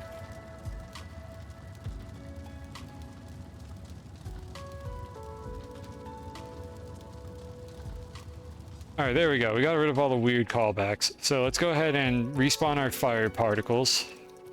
And then I need to actually meticulously clear the previous callback before I spawn a new one. No, I was doing something wrong. See, I was like, something doesn't seem right here. And indeed, something wasn't right here. There we go. That looks right. That looks random. So yeah, it is definitely the same RNG pool. The problem was I wasn't doing this correctly. What I should have been doing is this. And then spawn a new one. You don't need a semicolon, but it makes it easier to read. And that should result in like a different like behavior from these particles. So let's go back to 0, 0 and see what we get. That's not how you type that at all. Alright, so what do we got here? We got 2 going through, 1, 2, 3, 4, 2 going through. Okay, we're back to the default value. So if I set this to a 1, still the same outcome. Interesting. Can I get it to do anything different? This will be easier to observe if I stand up here and do it. It looks very consistent so far. That's like 20. I think that's different. Hold on. Am I seeing a single one get through occasionally? No, I'm crazy. It's still the same. That's weird. How is it doing this? It could be the first value. The two halves, like what you're looking at here, this 1 and this 20, this is like a 128-bit value. And I honestly don't know how that affects the RNG. Like what this value is. I don't know how that plays into the RNG. I could do something like this. What do the second and third argument do? But that's what I'm saying. Those are the like RNG seeds. Like it's 128 bits split into 2 long integers. So each of these is 64 bits. And I'm trying to figure out like how to influence whether or not these get absorbed. And it's not doing anything, and that's what I'm puzzled by here. This is the last piece of the puzzle that I'm trying to solve here. It's back to a rhythm, even though I cleared the RNG.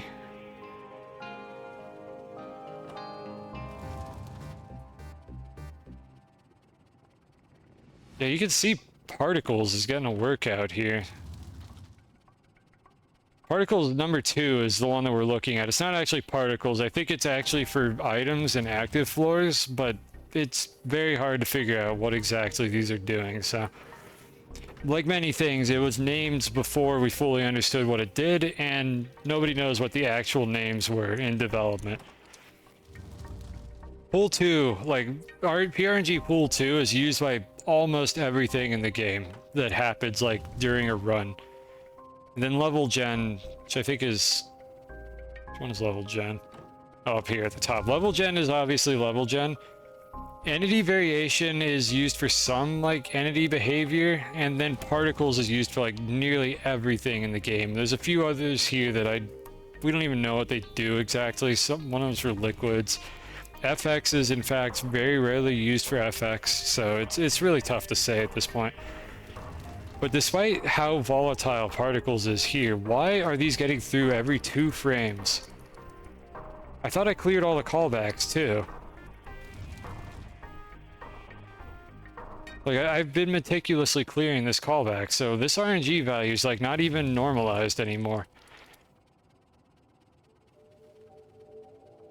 And yet we have 2, 2, 2. It's just 2. They go out in pairs every time. 1, 2, 1, 2, 3, 4, 1, 2. You just saw 3 go through. I thought I saw that too, but it's not happening now. I thought I saw that. It's a little bit hard to tell because of the way the boxes are stacked. And yet these felt random, and now they're going through at a pretty consistent pace.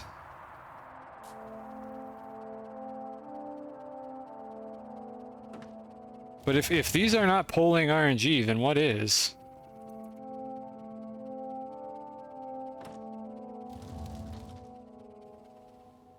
Oh, I broke my firebug callback. Okay, I'm just gonna get rid of this firebug, I think. See you, dude. What is polling particles now that I think about it?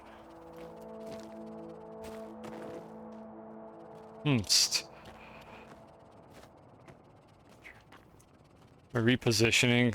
I think we don't need the firebug anymore, so let's go to a level where we can get a non-volatile particles like setup. I think we're done with that level.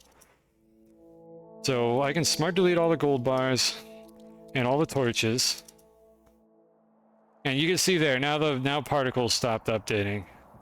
So let's go ahead and set up another infinite flame turret here. And we'll set it up at 32,116.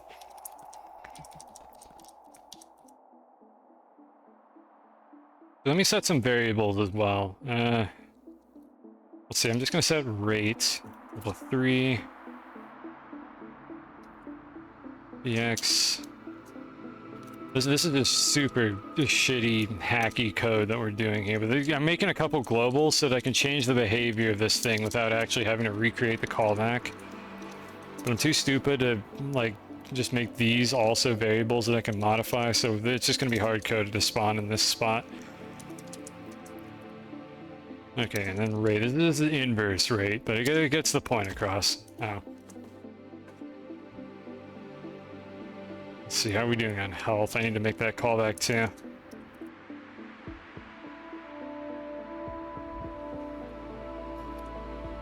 Function.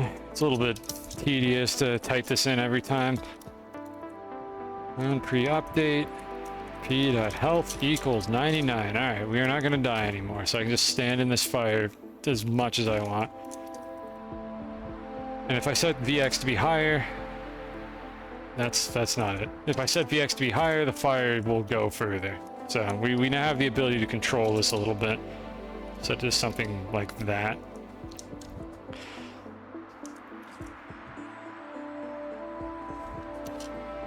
I'm tired of Homer being purple. It's kind of bothering me.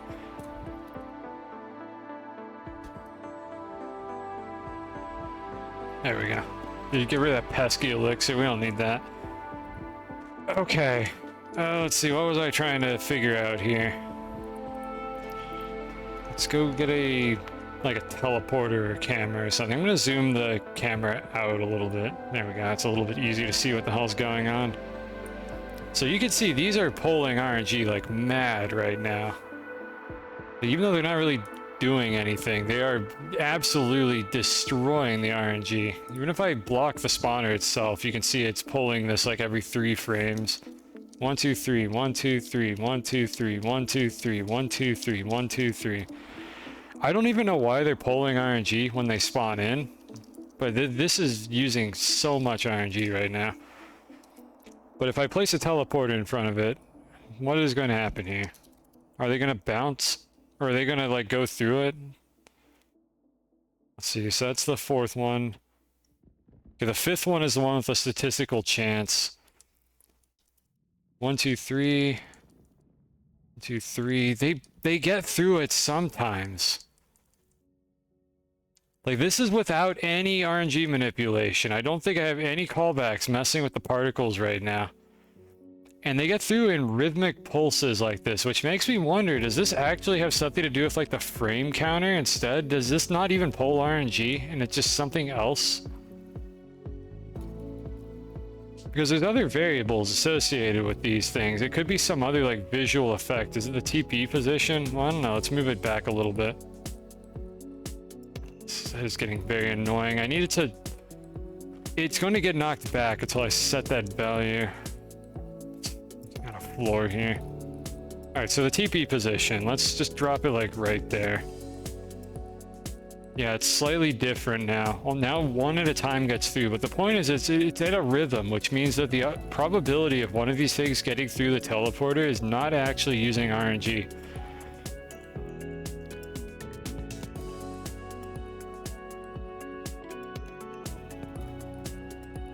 Yeah, now it's letting it through in pairs.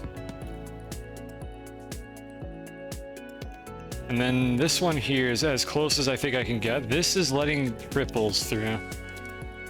It's like there's a window of time in the game engine where these fire particles are able to get through. Let me change rate back to 1 and see if that changes anything.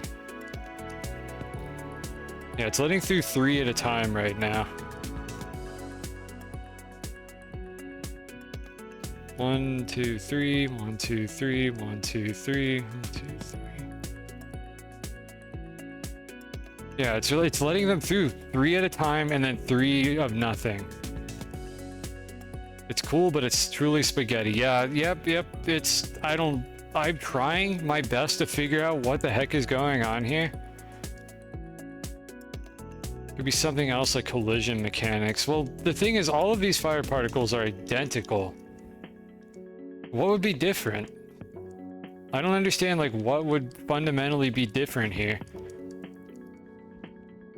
When I assume that their PRNG algorithm is robust enough that it's not like returning a cycle. It really shouldn't be. Like, you could see how wildly different these particles values are, and then none of these... Actually, level deco is getting incremented. Huh. Well, level deco gets incremented every frame. I don't think that's related to the fire particles. Because level deco is weird, and I don't think anybody knows what that one does. But if I get rid of this flamethrower, particle stops incrementing, and yet they're not even using this. Teleporter letting them through. I mean, that's not impossible. Alright, let's get this bad boy up again. It could be that something to do with, like, one of the flags on the teleporter is causing it, so let's go look at the teleporter.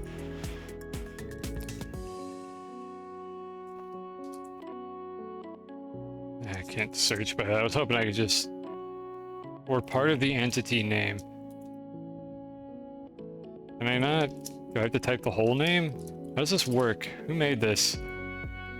Okay, that feature doesn't work apparently. Oh, never mind. It works, but none of these are selected for some reason.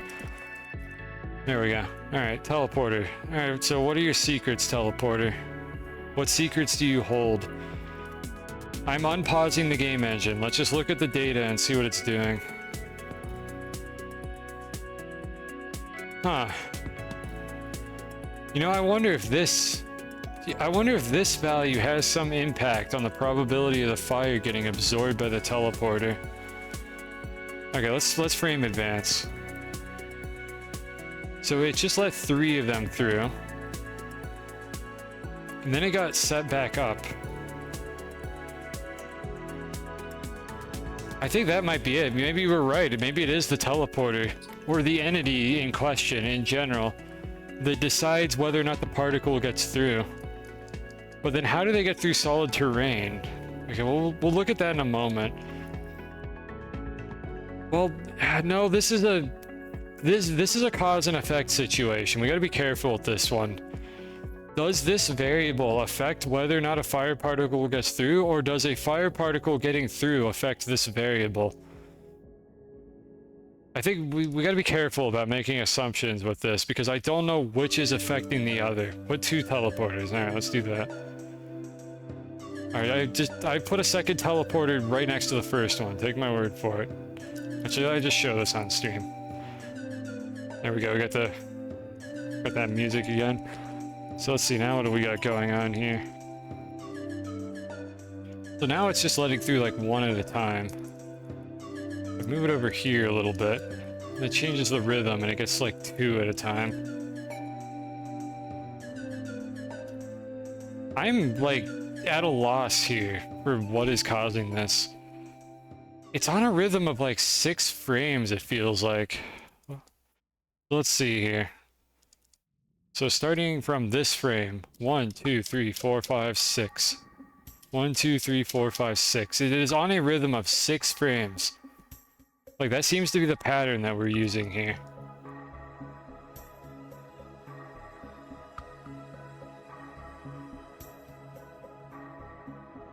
Actually, the fires are only getting destroyed on frame 6.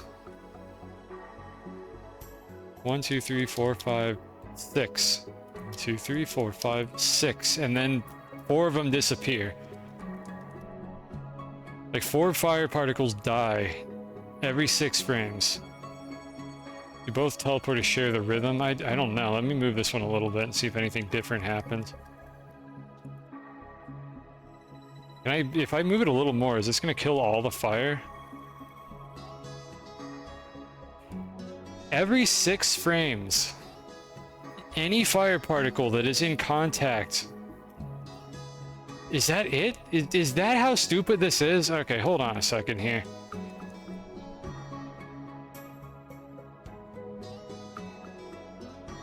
I swear to God, if it's something this stupid... Is it like every 6 frames, a fire particle that is touching something gets deleted?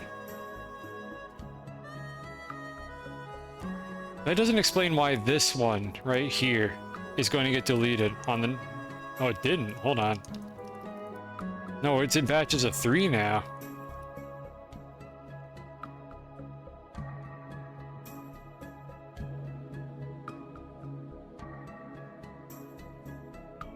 Alright, so on the next frame, that one, and that one are going to vanish.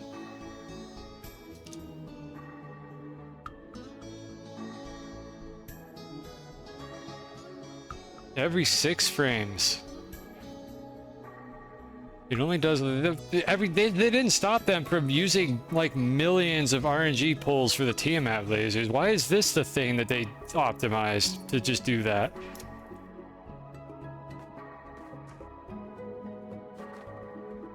Let's try this with a slightly wider object, like the idol. I mean, I can change the width of these entities, but let's try this. Let's see how this looks. Okay, so what do we got here? Alright, so 6. 1, 2, 3, 4, 5, 6. 1, 2, 3, 4, 5, 6. 1, 2, 3, 4, 5, 6. Every 6 frames.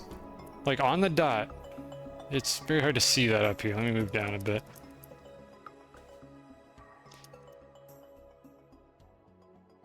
That one. Is that number divisible by 6? Yes, it is. This game is just... This is it, really. This is it. It's not even like an RNG pull. The RNG is being used for some other attribute of these fires. Every 6 frames, the fire will collide. Like, fire that is old will collide. Like, every single frame here, it'll collide. So, this is not generation, but this is like 1, 2, 3, 4. These always collide. Any further out than that... 6. 1, 2, 3, 4, 5, 6. 1, 2, 3, 4, 5, 6. So if the fire is like 5, like, I don't know, this may be off by 1, but basically if the fire is older than 5 frames, then on every 6th frame of the game, the fire particle is just deleted if it's touching an entity. And presumably it will deal damage. So then the question is, if I knew how to manipulate this, could I just pass through the fires by knowing what that frame rule is? 6. 1, 2, 3, 4, 5, 6. 1, 2, 3, 4, 5. Interesting, I'd hit on that frame.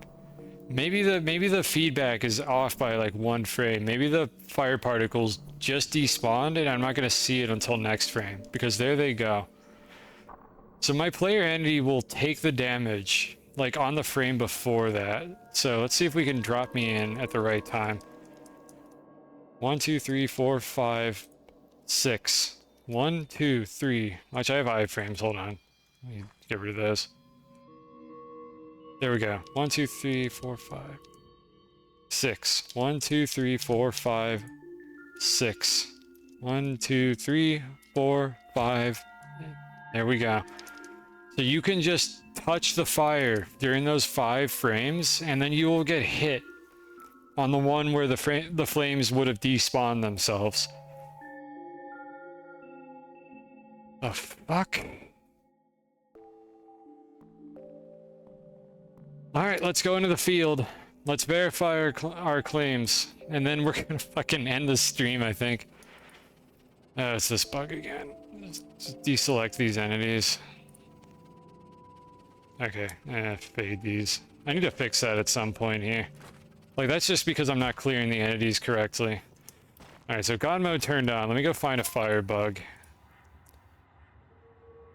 There are none, because I need to spawn one. You know, let's do a natural one. Let's turn off pest control.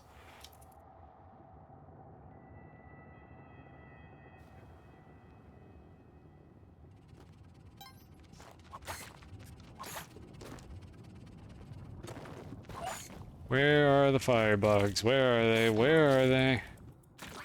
There are no firebugs. Of course there wouldn't be. I'm not running low percent. Why would there be any here? Like, honestly, having it on a frame rule seemed too stupid for me to even consider that that might be the thing that's causing this. Alright, so I need to trap this bug here. I still don't want it to move around a bunch. It'll make this harder to test. Alright, so let's place an object in front of it that we know will absorb the fire and see what happens. So just get a camera or something.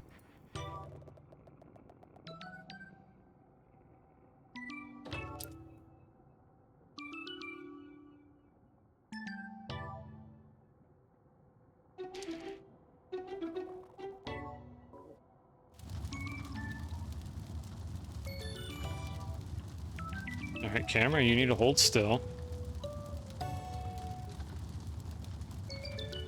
Huh. It's fixing that as simple as if int equals nil. There's more to it than that. Because I have a check for that and it's not working, so I need to go look and see what's actually wrong.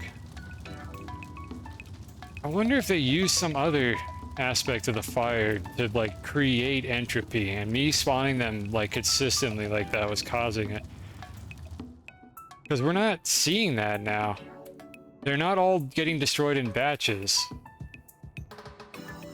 I think my test was flawed. I think my flamethrower having a consistent like fire spawn meant that every fire was despawning at the same exact time. But I think if I were to introduce some randomness into the flamethrower, then it will just essentially add some chaos to the system. So let's try 491. We're not done yet.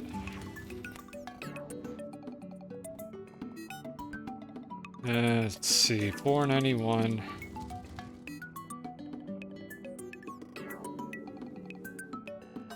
Let's just very... I wanted to change here.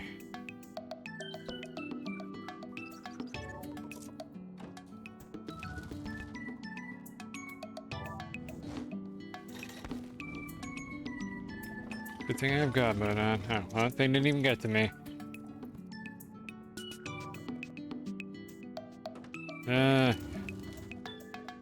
I'm gonna leave that one alone, I think. I mean, it could be based on the position as well. But I don't know, it's very tough to say. So you can see this one here, now it wiggles a little bit.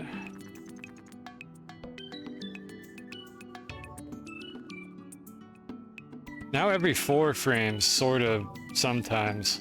Going past 9 hours, yeah, so much for that.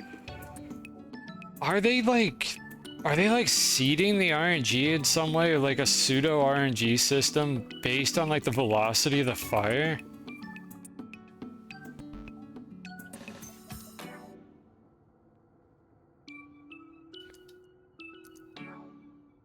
Because you can see they're not getting removed in clean batches anymore. Like, 1 just got removed there. 3 just got removed there. Like a couple more just got taken out there. It doesn't, there's no rhythm to it anymore, really. Actually, no, there kind of is. No, they're still in batches of 2, but I didn't vary the X velocity. Why are they like clumping up weirdly?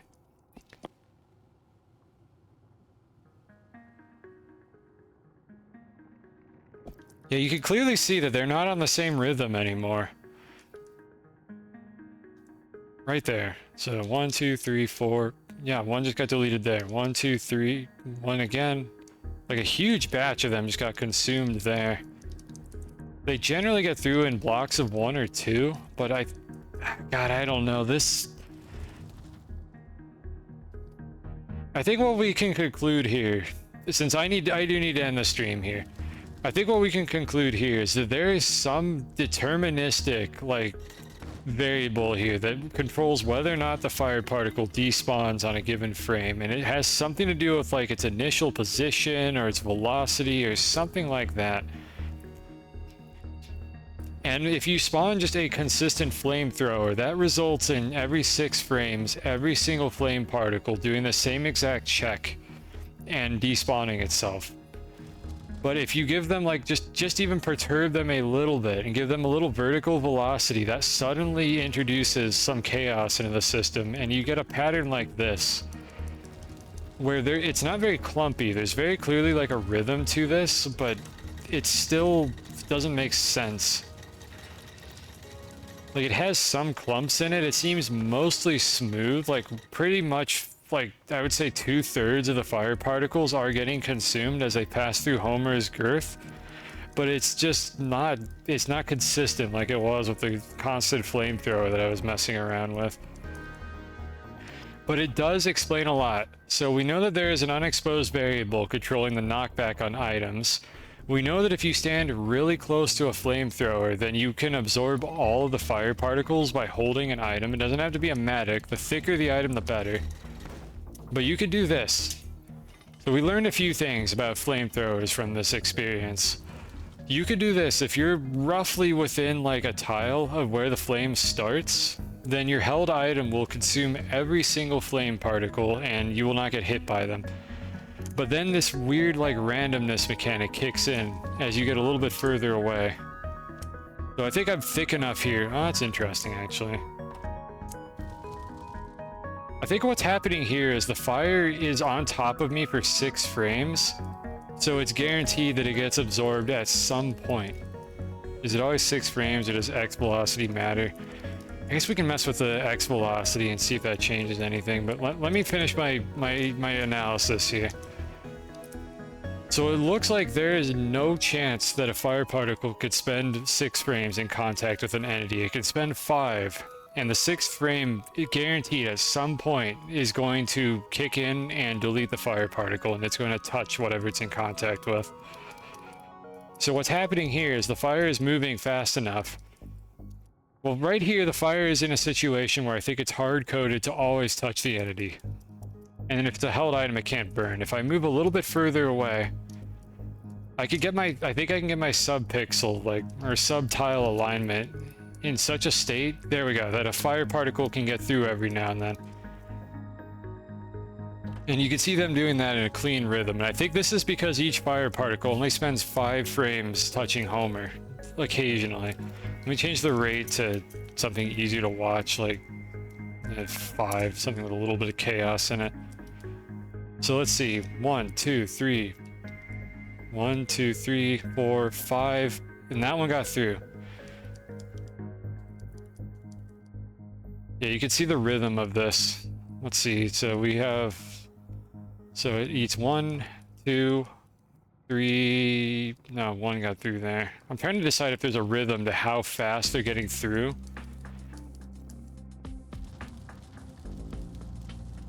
They get through in pairs this time. Sort of. They almost always get through in pairs, but the pairs aren't consistently spaced. I think it's pretty much random. Yeah, that's a single one. I think it's based on the velocity of the fire particle. It's being used to seed some like calculation that's deciding whether or not the particle gets through or not. Let's change the X velocity and see what happens. So Vx is currently like that. Let's speed it up considerably. They're actually all getting eaten now, so I need to move back a little bit. There we go. Let's see how this goes. Yeah, again, there's a lot of chaos to the system. And I guess if we could remove the RNG from this. Let's go back to this just for a second here. I'm just curious if it's always 6 frames if we remove the RNG from it.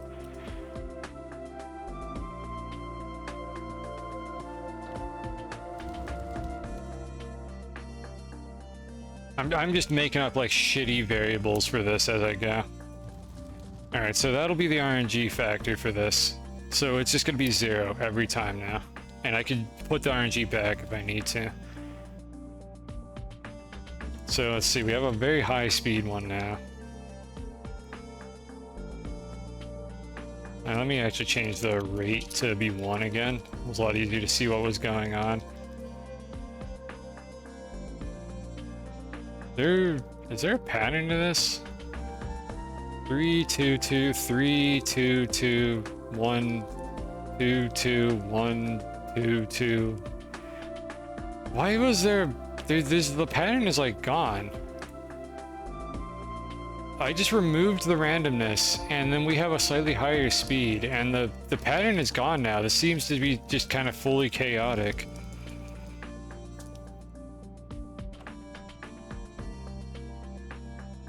I gotta stop. I don't know. Every time I think I understand what's going on here, something new happens that doesn't make any sense. I guess we'll never know. Yeah, if we go back to speed 0.3 was the one that I was messing with.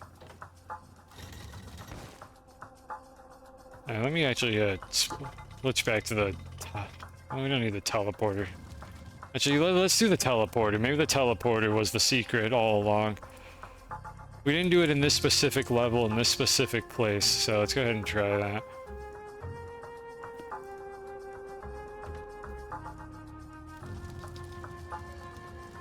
Maybe, you know, maybe something else was affecting the rate here, because we were in dwelling in that one level, and it was every 6 frames. We're doing the same exact thing, but in a different level, and now the chaos is back. Okay, maybe level deco actually does something that we just didn't understand. Or maybe the particles value, like, does have some impact, and... I think I gotta stop. I think we need to stop this for the day. So here's the summary of the actual useful information that we learned here. The reason why it feels like you could sometimes run through these fire particles is because there is a chance of in some shape or form, there is a chance that the fire particle will just not collide with you on a given frame. I don't know what it is. I don't know how they're like pulled together. I don't know what they're checking. So many factors seem to be like playing into this, and it may or may not involve the RNG at all. But there's a random chance, essentially, that you could touch a fire particle and it just won't damage you at all. And it seems to be like roughly a 1 in 6 chance that you actually get hit by it. It's just that you're going to be touching the fire particle for several frames, so... If you're standing in front of a firebug, there's a pretty good chance that you're going to get hit by one of those. And if you're at point blank range, you will get hit by all of them, guaranteed. You have to be about a tile away. But that also means that if you're holding an item and there's a firebug directly in front of you and you just cannot get away from it for any reason, you could just do this in your run, like just holding seemingly anything that is capable of absorbing the fire, and this will just protect you. Now, I don't think it works for, like, pots and stuff. Yeah, it doesn't work for pots because pots don't get hit by the fire. But if you're holding, like, a pet or something... and you just stand in front of it like this, let's see what happens. Yeah, you're safe. This is the most stupid, unintuitive strategy, like, you could imagine for this. You need to be either right next to the firebug or not near it at all. And then your held item can tank whatever the fire is that's in front of you. So let me get a live dog and see if this works as well. Yeah, and it won't even take any damage. Alright. Any other thoughts? Any final thoughts on this before we end our 10.5-hour stream and I go pass out or something? This is so stupid, but this makes sense. Like, I think we've seen this kind of thing happen in speedruns where people just face tank a bunch of like firebug flame and nothing happens. And it looks like it's because of this. So the Matic wasn't like inherently special in any way. It's just a thick item, so it improved the odds that you would actually absorb the particles before they got to you. And then you could use just about any item at point blank range to get the same effect. But the thing that would be happening with the Matic here is if you're standing far away from it, like the dog is also fairly girthy, and if you're standing far away from it, there's a reasonable chance that these fire particles are going to get eaten by the dog in your hands, or the Matic, or the camera, or whatever thick item you're holding. There's a decent chance they're going to get eaten by that item before they reach you, because it seems like there's about a 1 in 6 chance on every frame that one of these fire particles just gets absorbed by whatever you're holding. And the further away you are and the slower they're moving, the more likely that is to happen. So if you're at a range like this, I don't think the fire particles even have enough speed to get through your held item at this point. So I'm currently 4 tiles away from the center of the firebug, like just... And I don't have God mode on, and I'm not taking any damage from this thing. And I think it's because the fire particles are moving slowly enough that they cannot get from the dog's hitbox to Homer's hitbox in 6 frames. But if I put the dog down and stand in the exact same spot without moving, let's see if I get hit by one of these. There we go. I got hit by one by just standing still that far away. Yeah, you can see how close those are getting. So the dog, it offers a little bit of insurance to be holding a thick item in your hands when you're doing this. If I stand like maybe 3.5 tiles away, yeah, I will still start getting hit at like 3.5 tiles. Why did I kill the dog? I didn't do anything. That's a pacifist kill. But it's still a pretty good chance that you're not going to get hit by the fire. Yeah, let's see. We can speed this up a little bit and see how many cycles it takes. And I'm standing at the halfway point right here. Yep, still nothing. And I think the Matic has an even bigger hitbox, and something like a shotgun could potentially offer some pretty good protection. Plasma cannon's actually probably really good. Because plasma cannon is huge. It's tall and it protrudes really far out from your character. So how close can I stand and not get burned at all when I'm holding a plasma cannon, because it protrudes so far? So not that far. It looks like that's not guaranteed to work. I wonder if what's happening here is the particles are actually going above me. Let me do this and then stand right here. Alright, so how much protection does this offer? Dropping boomerangs, there we go, we got hit on that one. Dropping boomerangs in real life mean you don't get punished? I don't think real life works the same way. This is a video game, however, so I don't care that I dropped the dog and that spike ball. So we're getting fairly lucky with this here. Like, I get hit like maybe 1 in 3 or 4 times that the firebug does anything.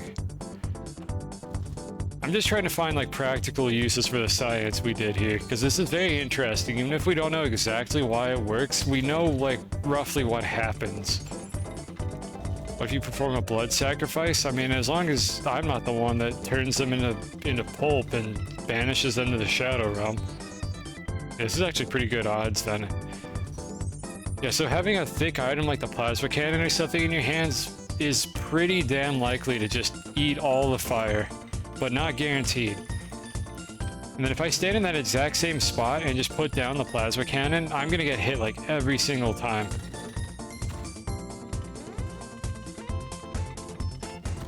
Yeah, like there's no shot that I don't get hit. So yeah, I'm holding an item in Volcana.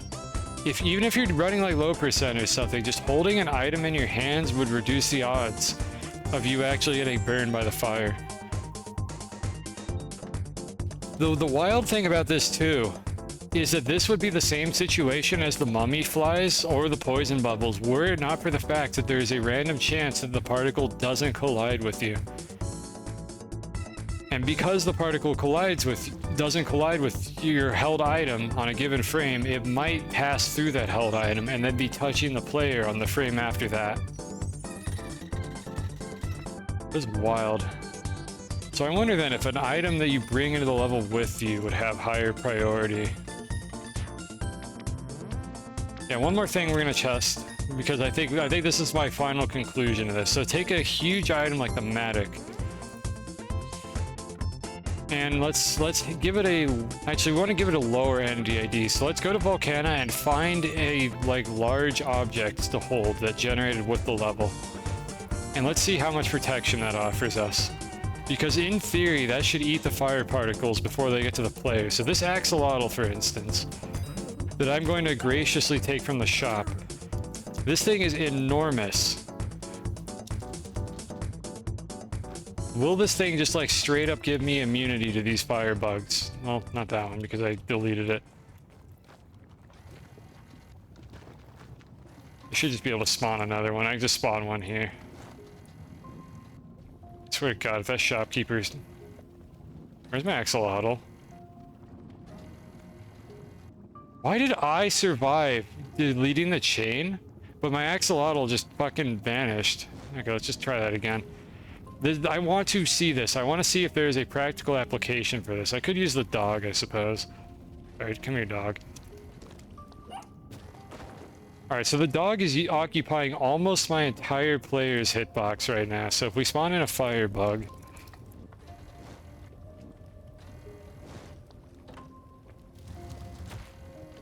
Alright, not guaranteed to work, but I want to see how this goes down. I mean, that's pretty generous.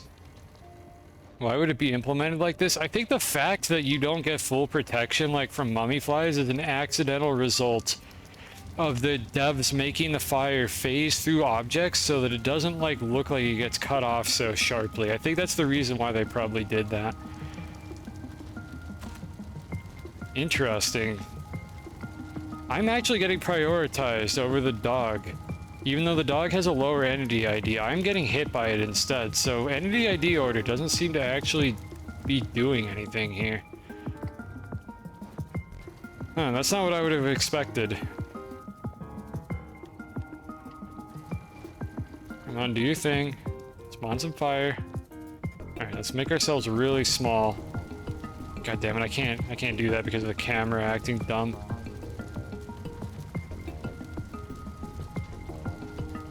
No, that's actually... How was I getting hit by those fire particles earlier? Some of these are definitely getting far enough to hit the player. I wonder if maybe I was, like, getting grazed on the feet by them. It's on a rope, just to have a consistent lineup.